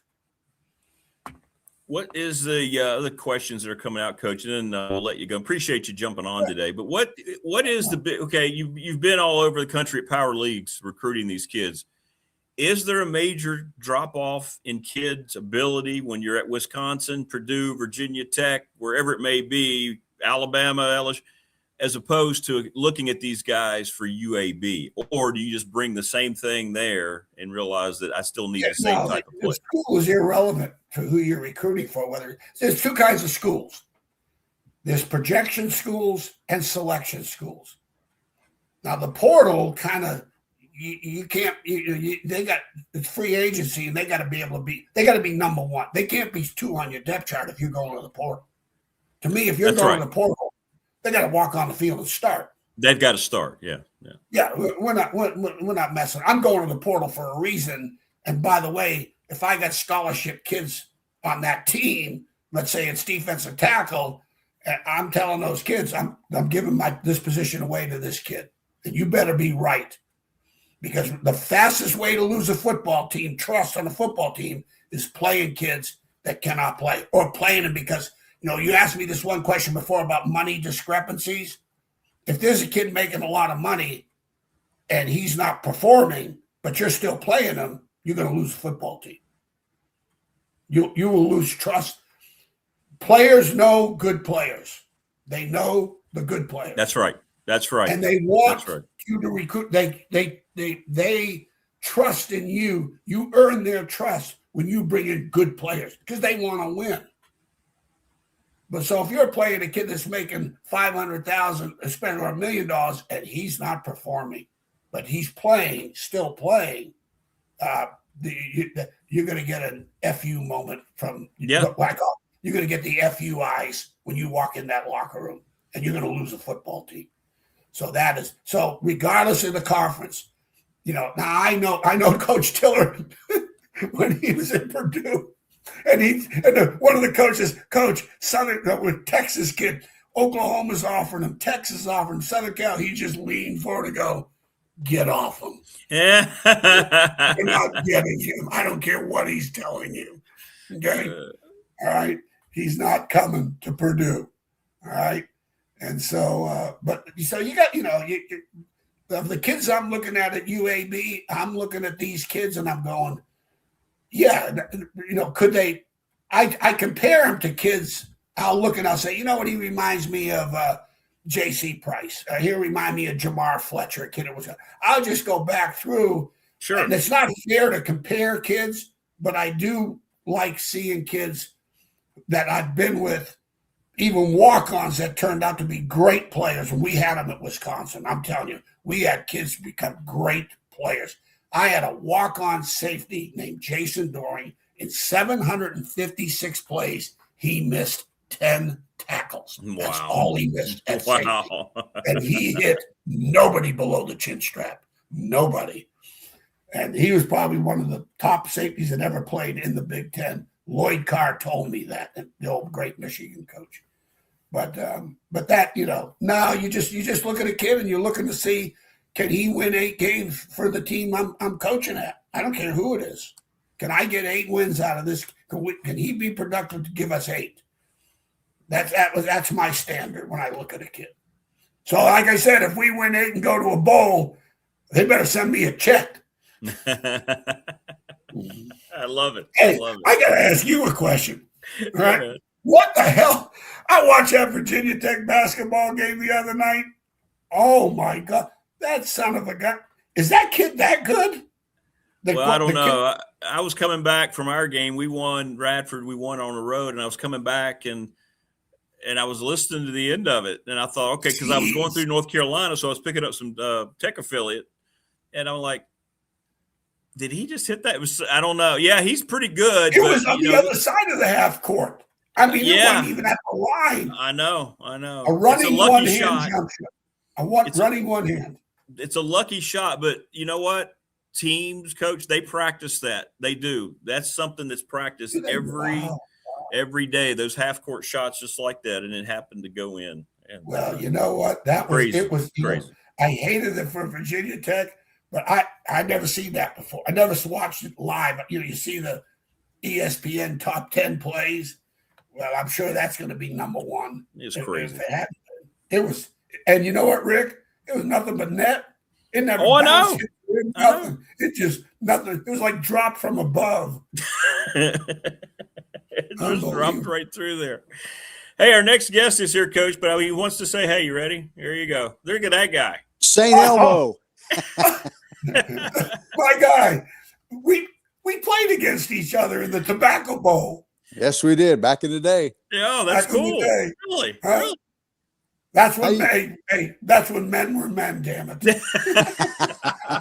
Yeah, 2 and 3 a day practices, no water, salt pills. No water on the field. Hey, they talked about the good old days. What the hell was so good about them? That $15 a month laundry money. What do you mean? Yeah, $15 laundry money to what? Get your ass beat every day in practice. I thought my middle name was SOB. USOB. Or you know good, SOB. You know good. When it was prefaced by you know good, SOB, you know you may not be on the bus. This guy is my all-time favorite. I can't believe. Hey, you know what? Next time I come to Blacksburg, when you do retire from this crap, I bet that statue they got of Frank outside the stadium, they better have one for you sitting right next to him. Yeah, so they can throw rocks at it. I don't care what. So what? Who cares? That's right. You're up. It's up. Well, that's the case. I'll make my own damn statue. Do it. You know what? I'll help you. You deserve it. St. Elmo. St. Elmo was the savior, Rick, when he came here. I mean, that thing was there. There was a lack of discipline, and boy, he got things going and put them back on the right track. He was, I call him the savior, St. Elmo. Yeah. Bud Foster says the same thing. Yeah. Oh, yeah. Yeah. No doubt about it. It was fun. It was, hey, I ran it like a fair program. It was the junction, baby. I mean, we were in the portal way before the portal. That's true. I mean, Elmo had a guy he had come down there who was playing defense, and he just cut him. Said, "Go to the offense. I don't want you anymore." Yeah, go down there. We tried. Oh, poor old Jeff Holland. We're gonna. I told Todd. I said, I don't know, but he's a smart kid, brilliant, Western Branch. And all of a sudden, he's out there, and I go, send him to offense. This kid can't run. 5'1", 5'2". He was the slowest. J.C. Price could run. Bernard could run. Jackson could run. They're all former tight end fullbacks or back. The inside. So he was the slowest of the group. Well, one scrimmage, we had about 120 play scrimmage, and they all got hurt. J.C. was hurt, and Jackson was down a little bit. So this kid played. Jeff Holland went 100 snaps without a break.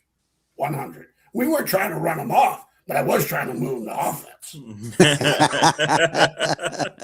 I like the kid. So we come in on Sunday, and we're looking at the scrimmage tape, and the 100 snap is like the first snap. He is fighting and fighting and fighting. And I turn to Todd, I go, damn, we got to keep this kid. And he turned out to be one hell of a football player. You talk about He should, if there was NIL, he should have been paying us. Hey, I'll let you two guys. Elmo, that was back in the day when you could get by running 100 plays, right?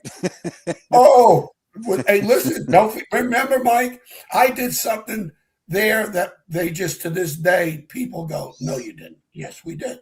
We full pads Monday through Thursday, full pads. Yeah. You know, when Jerry Claiborne was here, I remember one scrimmage we were having. This was in the spring. And, you know, Strzok was there, and we were just throwing the ball all over the defense. And he was so hot, so mad. He was sitting up in that tower with that microphone. Run it again. Go back to the 20. And those guys on defense, we were just like young kids. You know, we were like in the first freshman, sophomore class. He said, those guys on defense kept saying, don't you understand? If you let us stop them, you can get off the field. So, I mean, we're trying to do our best to score, you know, and go down the field, which we were. And by gosh, boy, finally, after a while, they said, you know, you dumbasses, let us stop you and you can get off the field. That was that learning curve. That was Jerry's pride and joy is defense now. Oh, yeah. Defense, special teams, man. If you throw the ball, 3 things happen. 2 of them are bad. 2 of them are bad. But you know what's crazy, Mike? I'll let you go. What Jerry never get enough credit for, look at the quarterbacks he had. Oh, my gosh. Bob German. Gil Schwab. Gil Schwab. Don Strzok he had. Don Strzok. Come on. And all those guys are 6'5" and could throw the ball. Pro prospects. Yeah. And then he goes to Maryland. Same thing. He got such a knock on his offense, especially at Tech, you know, but the quarterbacks he had were unbelievable. Yeah. They were as good a quarterbacks as you could want in the country. Yeah. In one place. Unbelievable. And that's why Dan Henning has so much success. Hey, if they only had a tight end worth a damn he could throw it to, they'd be hey, remember, I intercepted Don Strzok when they threw a slant. Should have been interference because our strong safety picked off, I think it was Ricky Scales, somebody, I don't know, picked him up. And Don Strzok, the ball left his hand, and you could see his oh shit expression as it left his hand. It hits me in the chest. I got a bruise to prove it. That ball came out, and I said, "Look, I intercepted this ball twice. It hit me. I had it, bounced up, caught it again." And you had pads on. And I had pads on. And it still hit me right in the sternum. And with the pads were, and it bruised me. That ball came out so hard. I said, absolutely. Yeah. Hey, I'll let you guys go. Cool. Elmo, you're the best. You're the best, Elmo. You, my friend. Statue time, baby. St. Elmo. I'll get you there for the unveiling. Hey, there you go. Coach, we'll see you next week, Coach, for the Virginia Tech class breakdown. Go Hoosiers.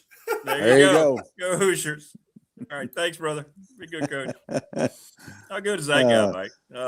How good is that guy? Yeah, this is probably when I'll lose my. Let me see here. Let me see if this. Here we go again, Rick. I know because somebody's leaving. Yeah, can you not hear me now? Not at all. Okay, let me do this again. Hang on. I have to send another invite. Yeah. Let me do that. So we have a thing here on the show that I'm doing that right now, Mike. So when somebody leaves the studio for some reason, we lose audio connection. So we're going to go ahead and just kick Mike, and then he'll come right back here. There we go. So he's got a new one. How great was that? That's fun. I'm glad the people that mattered during that time understand how crucial Coach Elmo was to Virginia Tech's surge into what happened in the mid-90s and beyond. That's pretty cool. That is pretty cool, the amount of respect. But it's good stuff. All right. There you go. Yeah, for some reason, man, it's just got this little, and I've sent them a note about it in this studio, and it's been great. But when somebody leaves, messes with the audio of the next guest. So I don't. You got to keep your hand on that clothes hanger, Rick. I know. Hey, at least I can afford clothes hangers, unlike the radio station. 1 foot on the ladder. Yeah. Oh, that was. You go in some mornings and, hey, Rick, by the way, the tower's down. Oh, thanks. Do we need the tower? Yeah, do we? Is that important? It sounds important. It's like having a car without a steering wheel. Right? Yeah, exactly. How great is Coach, man? I mean, he's the best. The guy, and he's still doing it. He's helping Grantham out down at UAB. It's great. Yeah, he's something else. He's a classic. But he really did a heck of a job while he was here. They needed Elmo's fire, and he got to him. He got that defense going for sure. He did. Well, Mike, a lot of people asking about SMU, man. And, I was coming back from Radford, and I'm listening, and I'm like, are you kidding me right now? Boopy gets them in the end. And your thought, but all three losses in conference, just heartbreaking, tough end-of-game scenario. Yeah, and it makes you just feel like, okay, let's get Tyler Johnson back. Let's get the rest of these guys that are hurt back. And they're worth 3 or 4 points, right? You probably be undefeated in league play, but you got to battle through injuries. Everybody at some point will be doing that, just like Boopy was out against the Duke team, right? And so he comes back, and he had 5 points in the first half and lit them up in the second for 19. Same thing with Stanford. But, the kid, you got to give him credit. He draws contact. He had 16 free throws, I think, and the whole Virginia Tech team only shot 18. And so he made the plays at the end of the game, and that half-court shot was something else. I mean, I told Zach on the air, I said, they're going to get the ball to Boopy. Whatever happens, that's where it's going to go. Yep. And so it's like, you got to cover the guy, and he did as good as he can. And, does he make that shot? How many times out of 10 does he make it? Exactly. That one time. Yeah. So, it was in the cards. They made a great shot. Horn sounds, game's over. Just crazy, but the Hokies had their chances. Missed 2 front ends of 1-and-1, less than 5 seconds left. I know. That game should have been over. It was over. Yeah, I know. Then they had a careless turnover on an inbound. You just those little things. You got to play 40 minutes, especially in this league. These teams are good enough, and SMU had not lost a game at home. They were the highest scoring team in the league at 89 points, and the Hokies held them like 10 underneath that. Yeah. They did a lot of good things in the game, but just couldn't defend them on that last shot, and missed free throws killed them. And those are things that are practiced every day. People wonder why they practice those inbounds. Trust me, they're not. It's not for a lack of practicing. Sometimes that happens. That's why you do it, right? Yeah. Situations is what you're talking about. Yeah, exactly. Yeah, disappointing, and but you got to have a short memory because you got to turn around and play Notre Dame tomorrow at noon. So one of those things, you got to turn the page, and the team had a hard time getting back. They couldn't land in Blacksburg. Mike Young told us last night on the radio show he walked into his house at 5 a.m. yesterday morning. So yesterday morning? What happened? Well, the game was Wednesday night, so Thursday morning at 5 a.m. Oh, okay. Yeah, you're right. Yeah, I was thinking. So he got in at 5 a.m. That's crazy. 5 a.m. He got in his house, because they had to go to Roanoke. Couldn't land in Blacksburg. Had to go to Roanoke. You're on Central Time out there, too. So you pick up that hour. And then, the bus is sitting there thinking, okay, are they going to land in Blacksburg or Roanoke? So I guess the bus was a little bit late getting to Roanoke. And then you got to go back to Blacksburg after you unload the plane. And so, it's just, those 9 o'clock games on the road. Like we got one next week. Rick, we're playing Syracuse next week at 9 o'clock on the road next Wednesday night. And you got to turn around and come on the road at Louisville Saturday. So you got back-to-back roads, and one of them's at 9 next week. Yeah. Yeah, it's crazy.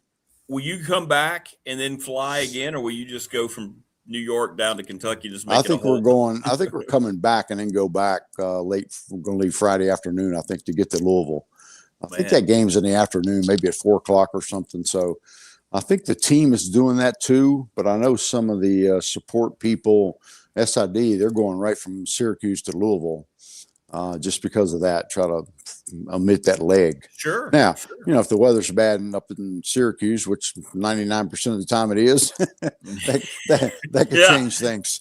Yeah, it really could. The deeper you get in the winter, you don't want to play at Syracuse. That's true. I know. Gosh, the first 5-6 times we went up there, I never saw the ground. It was always covered That's why. in snow. Yeah. Well, and to your point, the league is really good. And on the road in the league, this league has really stepped it up this year, Mike. It is really deep. The ACC is really, really tough this year.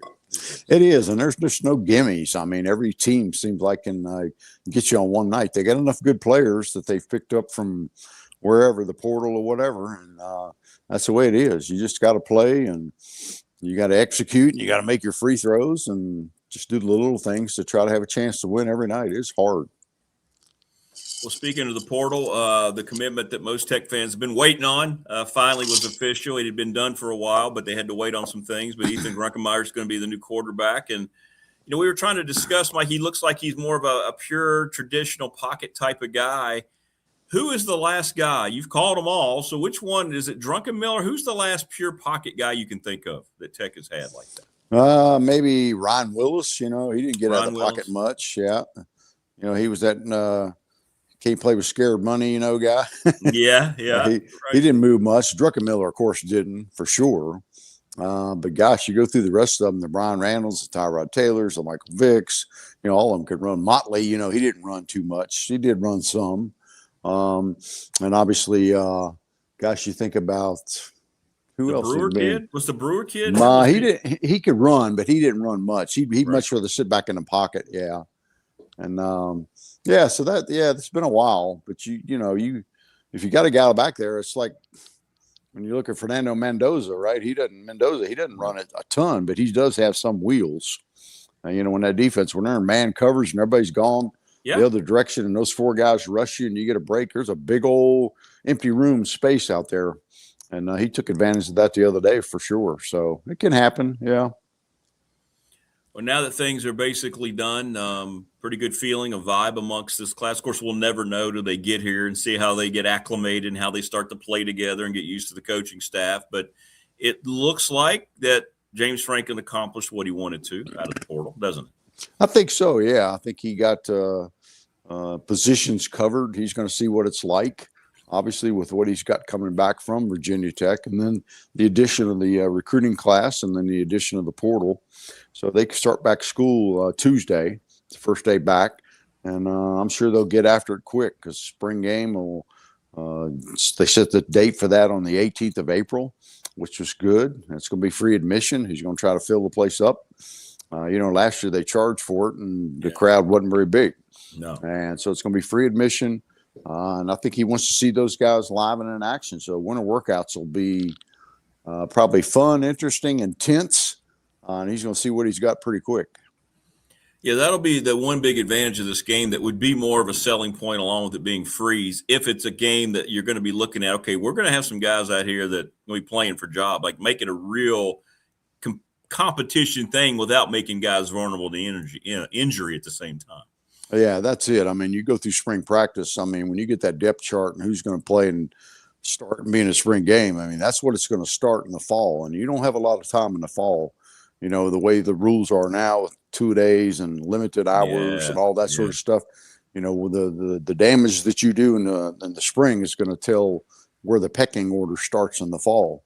And unless you just totally drop off the cliff and don't work out in the summertime or come back in bad shape or, that's where it's going to start. And that's where you're going to have to perform and do it in a short, quick time. So, this spring practice is going to be huge for these guys. And the winter workouts obviously are going to be a real key going into spring to see what you got. You only got those 15 practices. Well, that's right. Yeah, you forget about that. I forget about that. Yeah. That doesn't sound like nearly enough, does it? That's back in the day with Elmo. We were practicing 20 days, and I think he had one day maybe in shorts and shoulder pads or something. The rest of them are like full pads. Yeah, right. There were no time limits back then. No. And the football was much better, one can argue. Oh, my gosh. Come on. I remember one of the worst ever, Rick, was when we had bad weather and we had to cancel a couple practices. We didn't have the Rector Fieldhouse back in the time. Yeah. And so we had the spring game and didn't have our amount of 20 practices in. And we had to go out about 3 days after the spring game. You talking about a drag now. Because that spring game was a pretty good ending of the season and a nice party time, Yeah, right. Mike's party time. The last thing you wanted to do is go out and put the pads back on Monday. That was the worst. Yeah, don't mess with Mike's party time. Come on, it's over. Work time's over now. Oh, gosh. So the staff, is it just one more? They're looking for the safety coach. Is that right? Is everything else pretty much shored up staff-wise? Yeah, I think so. And I think that's pretty much done, too. I think they were just waiting maybe for the Steelers to complete the season, which happened. And but I haven't heard an official thing yet. I'm sure there's paperwork to do and all that. But, yeah, if it hadn't been announced since I've been gone for 3 days, I don't know. But, yeah, that'll be taken care of, and they'll get everybody in there and rock and roll time. Still got some support people to get. But, yeah, looks like it's coming together real well. Well, Mike, let's turn our attention to Monday. Here it is, this amazing story of Kurt Signetti, and here's Miami, which is a great story in its own right out of the ACC, but obviously it's all about Indiana, and can they pull this thing off? Now, you saw Miami up close and personal. We know how talented they are across both lines, but how do you see the Canes holding up in this game? It feels like it's going to be a low-scoring battle. It's very similar makeup across both fronts. Yeah, it is. I mean, turnovers probably will decide it, that kind of thing. And can Indiana get some big plays? I mean, gosh, the big plays they made in that game, the turnovers they created, I mean, they just wore them out. And you got to feel like they're destined to be their year. I mean, you got the Heisman Trophy winning quarterback. You got skilled people. But Miami's defense is big. They're good. We'll just see if they don't lose their cool. I mean, I thought they didn't play very well. Penalties, they made some mistakes in that game. Yep. And we'll just have to see. But I think the odds are that Indiana will win. I don't think it's a big home field advantage for Miami, because when the lights come on, that thing is going to be neutral. At best, Indiana just is they travel really well. And we'll just have to see. But I think I like Indiana as much as you want the ACC to win and be good for the league. I just think Indiana's the better team. Well, and thanks to Miami in large part, the ACC's proved its point. I don't care about – I understand everybody's dealing with the same thing. Kids are not playing in these games anymore. I get it. But the ACC stood its ground in the postseason. SEC, once again, did not. All I'm saying is all we hear all year by the media is how much more dominant that league is. It just means more. Well, you know what? Maybe the ACC was a lot better than people give it credit for, right? Yeah, that's it. They're complaining, we would like to get 7 teams in. Like, come on. I know. If you're going to do that, you got to go to like 64 teams. That's making it NCAA basketball. Yeah, exactly. Yeah. But I mean, I hope they do make some changes, tweak it a little bit, and I think they will figure out how to do the bowls better, and the time off. And I think they need to have more home sites, especially for the teams that get the bye. It seemed like they would deserve it. But we'll see what happens. But this should be a whale of a game. Ticket prices are outrageous. I mean, and it's in a great city, Miami. You got everything there. It's going to be fun to watch, the spectacle that it is. And I was talking to one of the Hockey Club people here. Is volunteering to go down there, and he's working with the Indiana team. Oh, that's cool. Yeah, that's really cool. Last year he went. Last year he had. I think he had Ohio State. He said, but they didn't really use me so much because they had so many people. He said, but Indiana, he's going to be responsible, I think, for the coaching staff and whatnot. And so he's looking forward to going down there and doing that for 5 or 6 days. That's a nice little vacation break, especially in the city of Miami. We got great weather.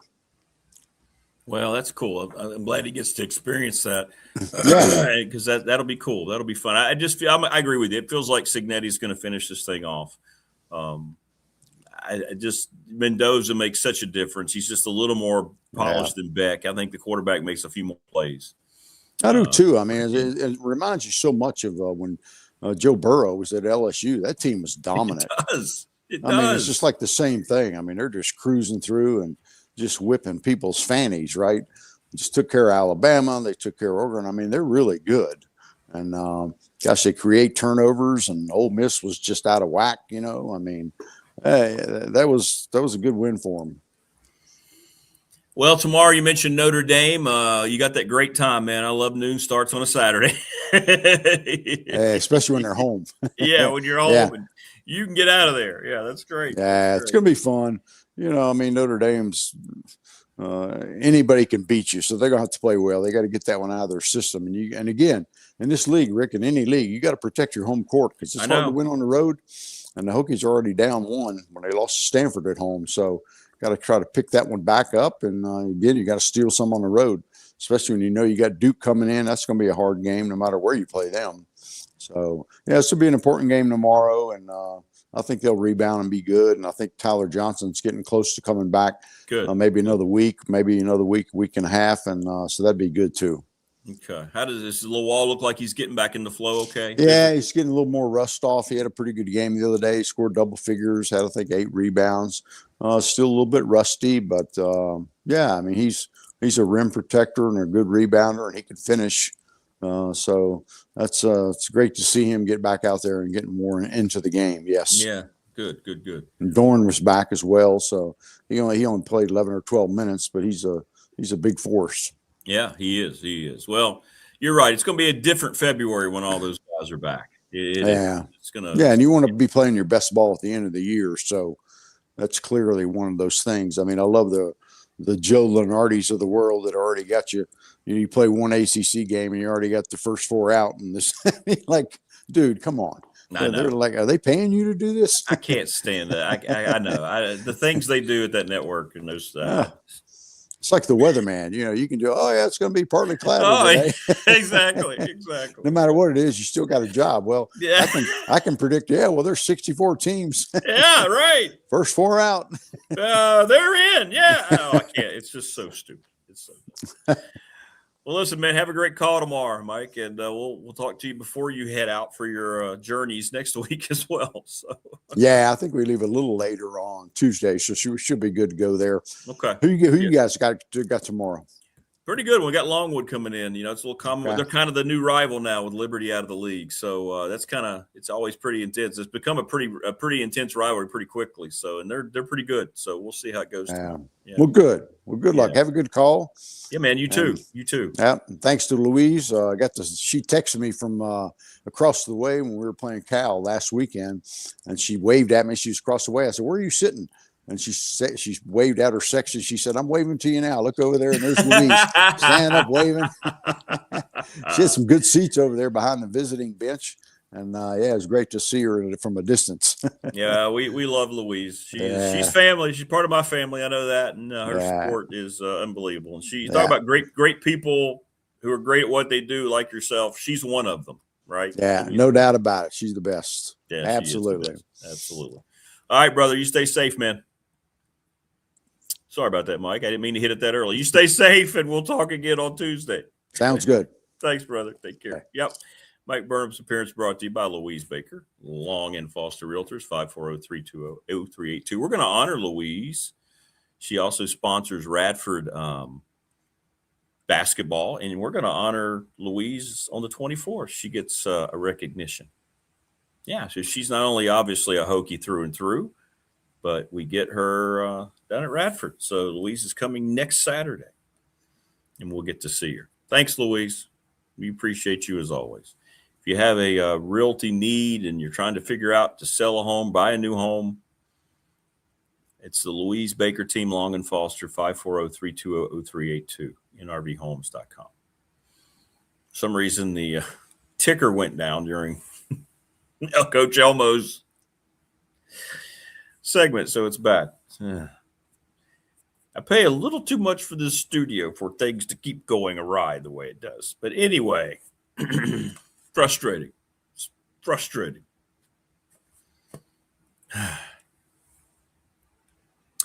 Yeah, it could, Prometheus. Those are 2 damaging losses. Yeah, Mike Young was pulling no punches about you don't want things to look good. You got to win games. Those are games that if things, are up and down, you watch them, they pass the eyeball. I want to get them healthy again. I think that's going to change things a lot. But yeah, they got to win some games now. Fire my producer. Well, it's not even like anything that I can control. It's like you look up and it's hard to describe. So I have a column here of everything. And then I looked up and it was gone. Like all of the stuff was gone. It was gone. It was gone. So it came back toward the end there with Mike. So thanks, Louise. Joining us now on the program. There she is. Oh, looks like she's got big city life behind her. You're in New York. I am in New York. Isn't that fun? Oh, that is fun. Hey, is that Times Square down there? It is, right outside my room. No, that's pretty good. Look at you. You're staying in right downtown New York City. That just seems to fit. I'm not sure what that means. Maybe that's good. I'll interpret it in a good way. Yeah, it is. It is. You got your hair a little different now. Well, it was kind of out of desperation. No, it looks fine. Your hair always looks fine. I don't know. It was a little quick hair job trying to make it work. That's awesome. That's awesome. Well, what are you doing in New York? Here we go. You're gonna move to the big city. You gonna let the big city take you away? No. The answer is no. I'm at the National Collegiate Jazz Championship, and the Gamecocks are here. The Gamecock Jazz Department was picked one of the top 10 programs in the country. Yay! To compete, and we're competing this weekend. And it's our big band, our 18 piece. It's 18 or 19 students, and they're going to compete against some other schools, perform for each other. And there's a jazz combo competition too. So it's going to be tons of fun. I'm really, really excited. Oh, that's awesome. So how long are you in New York? You in New York all weekend? I'm here through Monday afternoon. Oh, my goodness gracious. Oh, my goodness. Won't be much sleep for Jen in the next 72 hours. Well, already there hasn't been that much because I woke up at 3:30 yesterday to come here, and then we hit the ground running. We went to the Louis Armstrong House and Museum, which I learned he goes by Louis Armstrong, not Louis. Did you know that? I don't know if I consciously knew that, but I have heard people call him Louis Armstrong before. Yeah. Okay. Apparently that is his preferred pronunciation. Of course, he's no longer with us, so past tense. But it was really cool to see his home where he lived in the 70s in Queens, New York with his wife. It was considered a showpiece, very modern 70s house, and it's been retained that way. It's in pristine condition. So we got to see that. And then our trumpet students got to play his horns yesterday, which was very moving. So they brought their own mouthpieces, and then they had little gloves that they let them wear and play the horns. So it was a really cool way to start our trip or our time here. Well, you're our BDST showpiece, so I get all that. I don't feel like I look it right now. Like the lighting in here is terrible. It's great. Thank you. Speaking of mouthpieces, where are you? Have you made any progress? Where are we with the mouthpieces? I have made progress, and shout out Paul Hightower because he is my best lead. He helped me connect with some people at Duquesne who knew one of my former sax mentors. This is so complicated. My sax mentor, his name is James Hulick. I studied with him at North Carolina School of the Arts when I was in high school. That's how I started playing on those mouthpieces. He ended up teaching at Duquesne. He's retired from Duquesne. Paul helped me connect with him through their music faculty there, and I'm going to be communicating with him. And he offered to handpick some similar mouthpieces that he has, that he has, and he's going to send them to me. So it's going to work out. Thank you, Paul. You know, I tried to hook you up here locally. I know you did. Thank you. Yeah. I know, and everybody's been really trying to help, and that's been very kind. So thank you.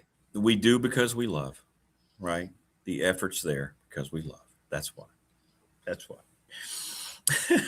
Well, you got invested in my drama. You knew it was for real, so thank you for trying. Yeah, I know you've been a little tense. I know. I understand. Look, I get it, man. Yeah, that was different. That wasn't just like dropping a piece of equipment you bought 2 years ago. It's something you've had since you were a youngin'. So I understand. Family part of it. I get it. Paul says he's happy to help, by the way. Oh, that's sweet. Yeah, he was great. And I was thinking, well, if there are any out there, they're probably some around Pittsburgh because of that, because James Hulick lives in that area now. So shout out, Paul. Thanks once again, helping me out. Yeah. Everybody traveling. You're in New York. Mike Ashley's not with us the next couple of weeks. He's in Puerto Rico. I hope he's there for fun. Is he? I think so. I think it's a vacay for Ashley. Yeah. I'm pretty sure. I think he's in the air today, as a matter of fact. That's why he's not with us. So, and you're up there styling in New York City, the city that never sleeps. Jen won't be sleeping. My goodness gracious. A lot to do. How is the vibe up there in New York? You hear so much stuff, and there's always controversy. What's it been like up there? Well, I haven't even been here 24 hours yet, but I mean, it seems normal. I don't see anything that's any different. Well, that's good. That's good. Does it look pretty clean? Streets look okay and everything? I mean, I know it gets a lot. I don't know that I would ever describe New York as clean. Cleanish. It, like I said, I would say it's exactly the same. I mean, to my viewpoint, but again, I haven't been here that long. Yeah, that's true. That's true. So yeah, okay. All right. Well, when are all the things happening now? When does everything happen for your group up there? When's all the stuff going on? Well, we had that tour and everything yesterday, and then our faculty played at a jazz club here in Manhattan last night. Did you play? No. Oh. No. And then we start today. We have rehearsal today, and they provide you with kind of a jazz mentor in the area and someone who works with your group. So we're going to have somebody work with our group today in rehearsal. And then tomorrow is really the bulk of the competition. Okay. Well, that's pretty cool. That's pretty cool. It is cool. One fun thing, I was at the bar here last night, and no, I was not drinking because I know that seems like a good logical conclusion. But I went down there to try to get a salad because I had not eaten all day. And before I went to the jazz club, I needed food. They don't serve any food there. So while I was at the bar, I started chit-chatting with some business dudes who were near me, and one of them I'm sure you were. I promise it was all very legit. Yeah. Guy next to me was telling me his son is a saxophonist, and it turned out he's at Michigan State, and they're also here. So, like, you know, it's just a really tight network. Michigan State's here. I know Eastman is here. And it's just a fun thing. Like when we were at the jazz club last night, the Michigan State students came to support our people and our faculty performing. So it's a good network to be part of. I mean, did you feel obligated to order a salad because you're in New York? And they probably I really needed to eat something healthy. Like I had egg bites from Starbucks at 5 a.m. and I had not had any food. And then we were at that museum. And during that time, they did a listening exercise and played some Armstrong recorded all of his moments at home, like his private practice, his conversations with people. It was really fascinating. But they played a lot of that kind of stuff for us. They played several recordings that the world has never heard. It was great. But, you know, hours were passing. They ordered pizza for the students, and I try not to eat a bunch of pizza these days. I'm just trying not to do it. So I had one piece. So, you know, that was all I'd had to eat is the 2 egg bites and the piece of pizza. So I needed something green and healthy. No, you don't. You just make that choice. I really needed it. And I actually feel kind of yucky today because I didn't eat well yesterday, you know. Well, no, because you ate salad. You ate salad. Of course you feel yucky. It just wasn't enough. I didn't have enough water. I didn't have enough sleep. I didn't have enough good food. So I just got to be careful because when I travel a lot, you know, and I know. If I get out of my pattern of working out and eating healthy and eating good stuff, drinking a lot of water and everything, it does affect you pretty quickly. You start to feel yucky. So I've got to turn this around. So that's why the hair is kind of like this, because I got a workout in, and I didn't have time to do the full redo. So, well, your digestive system's having the same conversation because it's all starving. And what are you feeding it? You're giving it salad. It's down there going, really? Salad? This is what we're getting? I had salad and a piece of salmon on top because I needed the protein. Chat says that Louis Armstrong would have at least had a hot dog from the street. Yeah, he is pretty fun. That one thing I learned about him, he's really fun loving. He was a great neighbor. And we saw his neighborhood, that same neighborhood I just described where that house was. That's where he wrote What a Wonderful World. And it was inspired by that exact block that we were on. So it was really, really beautiful to start that way. Of course, your stomach growling was drowning out all of the audio clips from Louis Armstrong. So we were all kind of feeling it. And then that room was a little bit hot and stuffy, a little bit, but it was just a challenging environment, but we all rallied. We got through it. And it was a beautiful presentation. We'll never have that opportunity again. Brian says you'd have been a lot better off with just a glass of bourbon. Well, she's going to have plenty of those while she's up there too. Well, jazz and some bourbon might be hand in hand here and there. Not at the competition, but I'm sure I'll hit Birdland, Blue Note, the other jazz clubs too. Yeah, you have to kind of, right? You've got to. That's like, if you you've got to do all that. I love that. The only thing I don't love about this club is you're really smashed in. Like last night, it was in a basement, and it was probably a place that could seat 50 by fire code, and they have exactly 50 people like smashed in there, and like really small, tight environment. And you have a stool that it's not made like if you're a bigger person, you're going to be real unhappy because it's like you get smaller than an airport seat space in there. So what are you doing this morning? What's going on after you're off the show? I had the workout. Now I'm going to go eat a real breakfast. You're going to actually have food. Nice. I need some eggs. I need a piece of crispy bacon. So I'm going to go do that. I need bacon. Yeah. I just did part of my workout, so I'm going to go finish the rest. I got to do some lifting. And I am then going to get ready and go over and see what the students are doing for rehearsal. I think our rehearsal is right after lunch today. And after that, you're just going to start day drinking and carry it into the evening. Is that what we're doing? No, I'm going to see what the schedule is for our official activities. I'm going to hang out with them some, but I'm not staying at the same hotel they are. So I've got to find out what they're doing. I know the combo is playing tonight. The jazz combo part is this evening. So I want to go see that too. Wayne asked, are you going to enjoy some nice tofu sausage and avocado toast? No, my plan is eggs, piece of crispy bacon, like so one crispy. Piece of bacon.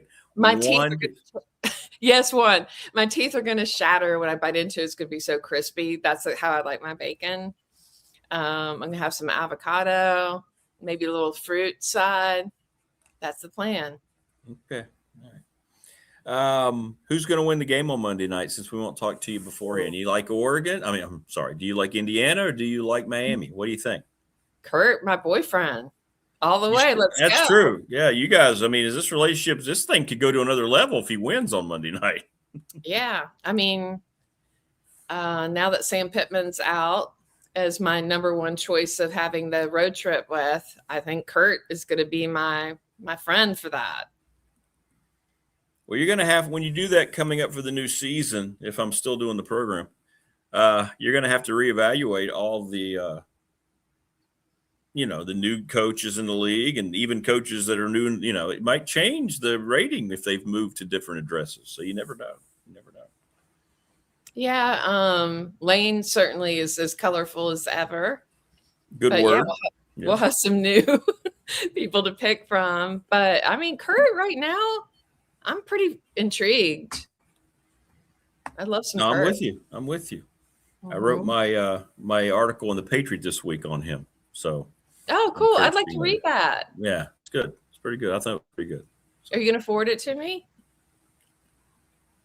I think I can. I don't know. Yeah, you know what? I can send you the raw copy. How's that? Okay. I'll do it that way. Remind me. 2026, you can get me a copy of that. I could, but I don't know how that works. You don't have to send a courier pigeon up here. With having the login or something. Yeah, I just send him with a whole scroll of the article. Fly to Times Square, drop it off. So we're having the BDST meetup next Friday, by the way, here locally at the NRB Super Bowl in your old town of Christiansburg. So there you go. Yeah, Morris has been organizing. It won't be a big thing, but we're going to have a few people over. We'll have to do something to pay homage to you, our favorite Gamecock girl. Well, I hope you don't have a lot of Gamecock girls in your life. But well, I mean, you're traveling so much, Jen. I'm so lonely. Are you auditioning new Oh. talent? We'll have to get you on like a Zoom to say hello to everybody or something real quick. Maybe we'll do that on Friday because you're going to Friday. be. Yeah. Where are you? Are you in town? Where are you next weekend? I will be. We have auditions that Saturday, so I will definitely be there. Okay. Got to recruit. Always be recruiting. All right. Go. Okay. I know. Go. And there's no NIL whatsoever for you guys. No, we were joking about that because we have a freshman who is. We have a lot of really talented students, but this freshman saxophonist we have is. He's the real deal. And we've kind of been joking, like after he performs at this event, other schools will be like, hello, can we talk to you? You're going to lose him. So this is like the real college football portal. You're going to lose him. Not in the immediate future, but maybe at some point he may consider other opportunities, but we got to see what's best for him right now. This is really what's best for now. But if it's not what's best for him down the road, I would support whatever he needs to do. How much has Curt Cignetti's success and now your new infatuation with him make you look at Shane and go, it's kind of disappointing, the reality I'm living in? Gosh, you're talking about like a married person who meets like a cool other. You're married to South Carolina football. I know you are. And they're like, well, yeah. Curt's special. I'm just going to say that. Nobody saw that coming. Nobody. No, it's the most incredible thing I've ever seen. I put that in the article. I don't recall. You think about it, especially if you just isolate it in college football. Clearly, it's the most incredible coaching turnaround ever of any school since they're the all-time losingest program in the history of college football. But even in all sports, I can't think of something that's happened this quickly. It's mind-blowing to me. It is, and just so strategic, I mean, he's got a great balance of intelligence and leadership. And how often are we really talking about college football coaches with the intelligence factor? We're not always bringing that up, but he has been so shrewd about it. He's been so smart in how he guided that growth. I bet I've watched it 20 or 30 times, just that little at his introductory press conference at Indiana, and you could tell the reporter had no clue anything about him. And she asked, what makes Curt Cignetti the right choice to help Indiana football become relevant? And he just, the way he looked down and looked up and smirked, I win, Google me. Yeah. And I'm thinking, yeah, that was perfect. And that's all he's done. That is all he's done. For me, it's the most incredible thing I've seen in football. Before that, it was your own coach for the Redskins. I think what Joe Gibbs did, people don't talk about it enough. When you win 3 Super Bowls with 3 different quarterbacks, it's insanity to think about in today's day and age. What's all about the franchise quarterback, and you can't win without one. Well, Joe did it with 3.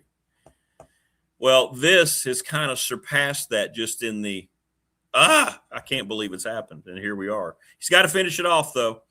And, and as Prometheus said, if he doesn't, if somehow Miami wins, it's going to spoil a lot of what he's done, even though it's at a place a lot at Indiana. So there is pressure.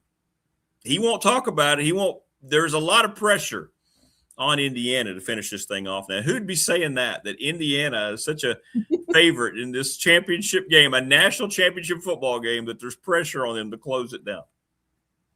Yeah. When I was in Vegas last summer, I remember getting the sheet that had all the odds of the different teams to win the championship.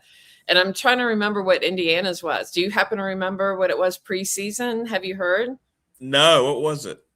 I mean, I don't know. I'm just curious. And I don't know. I just thought about it. So it would be, because usually when I'm there, I throw a few bets on some random things. Throw money down the toilet. Yeah.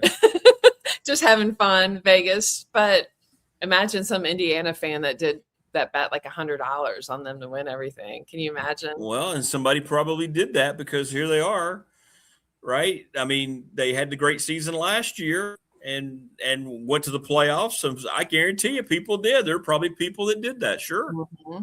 Sure. And now you look, and I don't pay any attention to it, but I know a lot of people do. They've got the #1 portal class.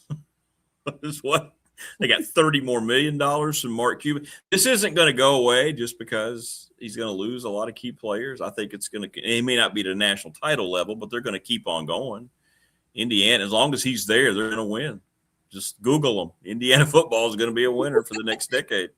Well, it got me thinking too about the cycles of football, and because I was just thinking about Colorado, how Colorado was so loved, was the school to watch a few years ago, and now they kind of.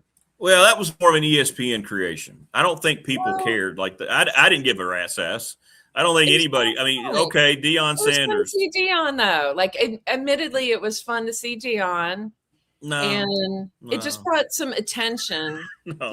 Now it's not. I'm not drawing a parallel in terms of quality. I'm drawing a parallel. Yeah, I know what you're saying. I know attention to it, and so I just feel like one thing I'm curious about with the new model is how fast will the life cycle be, and now Indiana's got the money to support and the actual talent, unlike the Colorado situation, to keep this going for a while. But are we going to see more programs in general that are temporarily good? What's going to, it's, I think the life cycle is going to be much shorter.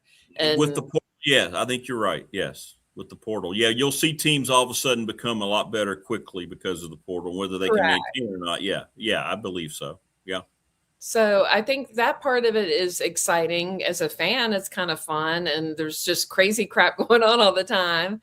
And I wonder, although I've not been happy about South Carolina's roller coaster ride up and down, I'm just wondering, mostly down. Is that going to be more the norm for some of these teams, because the nature, it's just so temporary. Like you get the right chemistry and then people poof, gone. And they don't even play in the bowl game potentially, if there are bowls once this all shakes out.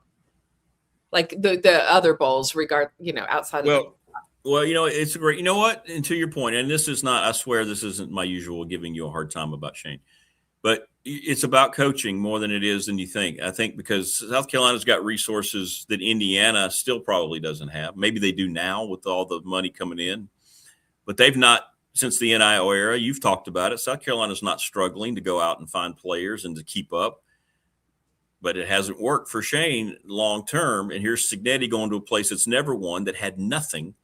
And because of the coach, he has built this thing, as opposed to where the environment and the conference you're from can help that thing already be there. You have to plug in the coach. Well, he's plugged in up there and he's making it all happen. So that's the difference. Yeah.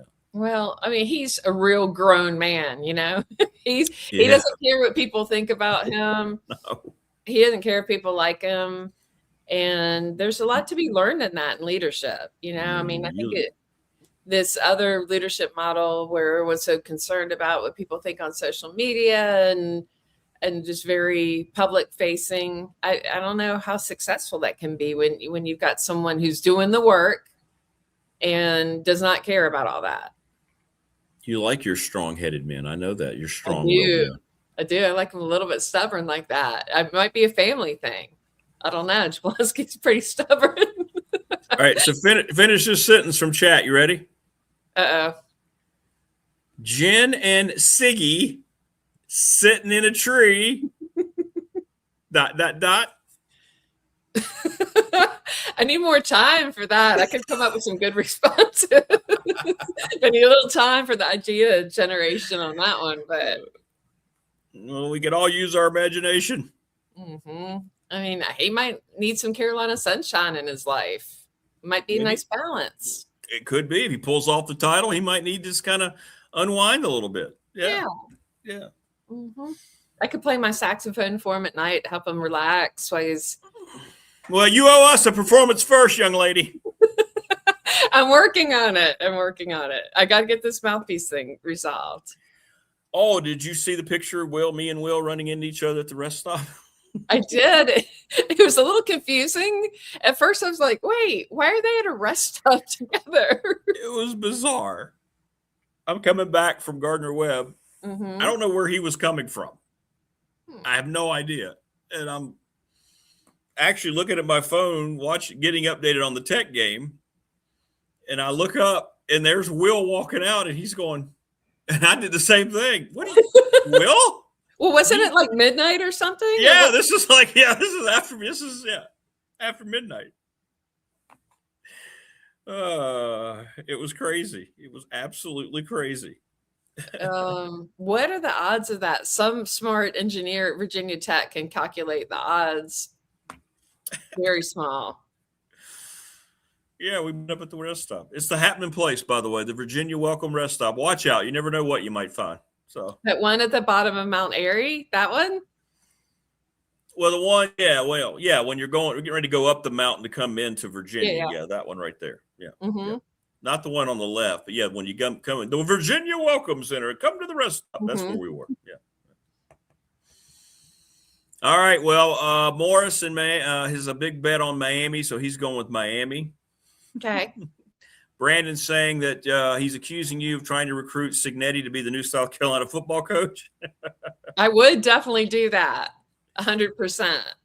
Wayne is questioning the nature of mine and Will's meeting, the chance meeting that we had at the rest stop. That's what I was getting at. And I was like, oh, at a rest area. And then you're meeting by the bathrooms? Okay. What is it? The heated rivalry? To your credit, as soon as we saw each other, the very first thing we both said, "Oh, we got to take a picture and show Jen."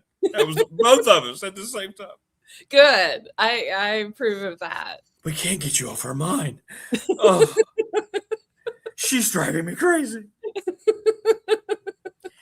Yeah, breaking news. Brandon says you just admitted that you want Shane Beamer fired. Wow. Yeah. Who knew? Who knew? Brandon? No. But if he ever leaves for any reason, hey Kurt, what's up? Hey Kurt, you want to come down to some warm What's up, baby? I got a place with a great view while you're finding a new place. I got a place up here with a great view of the stadium. You don't ever have to leave your home. I mean, he's kind of crotchety, but I don't mind it. Get it done. Let's go. Yeah, I think and the constant winning has helped support the way he is. I mean, when they do face adversity, it's going to be interesting to see. And the program inevitably will face adversity. How does that hold up? I'll be interested to see, right? Because it's been nothing but winning. I mean, last year they weren't supposed to be in the playoff. He did it in year one. So when they lost, you didn't look at it the same way. But if they don't win Monday, it could change a lot of things about him. We'll see. We'll see. I know that's not fair. I'm not saying that's fair or that I agree with it, but it will. Perception is reality. Yes. And if you look at another famous grouchy coach, Belichick, I think, for a long time, people loved Belichick in spite of the grumpies and kind of worked through it.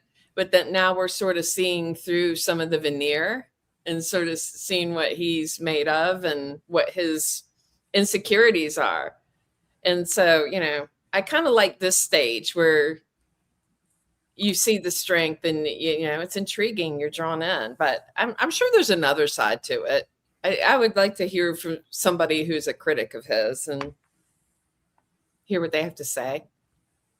I don't know what you mean by weakness. If you're looking at Jordan as being a weakness, I don't appreciate that. Insecurity is how I'd labeled it because I think that's really what is behind it all. We like to do pretend beach swimming when she jumps on my feet. Yeah, I'm with you. Well, listen, have fun in the Big Apple and stay safe. Watch that place. Thank you. It's a little cold to be walking around a whole lot. So yeah, and it's not the safest place in the world. So keep an eye out. Be aware of your surroundings. Some of the best advice my dad ever gave me. Well, thankfully, my parents were from inner city, Wilmington, Delaware. Not that it's New York, but it's a real city. So I grew up hearing a lot of that over and over from growing up about being careful. And I'll be smart. Well, you have a great time and happy weekend with your band. Congratulations. You deserve all your success and your flowers. And Thanks. enjoy the game on Monday night. And I'm glad you're closer to having your mouthpiece situation solved. Yeah, thank you. And thank you for your role in helping me get I didn't help at all. I tried. I just, I was thinking about you, but it looks like Paul's your knight in shining armor. Somebody else always. Paul's been good to me. He got me into the NCAA tourney. Oh, I know. You got a good network. I'm going to try to hang onto that network. I'm on your coattails like it's my job, like just hanging on. hanging on. Well, you have a good weekend too. Thank you. Thanks for this work. And one last time, Square View for you. Time you, yeah. We need to have a BDST sign up. That'd be great, wouldn't it? Have like a BDST logo up there. Hey, welcome, Jen. That would be awesome. That would only cost me like $2 or $3 million, I'm sure. You need a Mark Cuban. I do. I need a fundraiser. Yeah, I do. All right. Be a good girl. Stay safe and have fun in the city that never sleeps. Got it. Go Cox. There you go. Have a good weekend. Be good. There you go. Jen the Gamecock Girl. All right. Great week. We appreciate everybody. Thank you so much, everybody who tuned in. Please subscribe, like, and share the channel. And enjoy your weekend. We'll be here to talk about the game on Monday. Coach Elmo will be back. He's going to start breaking down the tech portal class for you on Monday. So I know you've been looking forward to that. And it'll be very thorough. Very thorough. We're going to go by position groups each time, and it's going to be a lot of fun. Thanks to everybody. Appreciate everybody. Great week. Great show today. Thanks to Mike Burnup, Coach Elmo, and Jen. And thanks to you, the best YouTube audience on the platform. We will see you next week.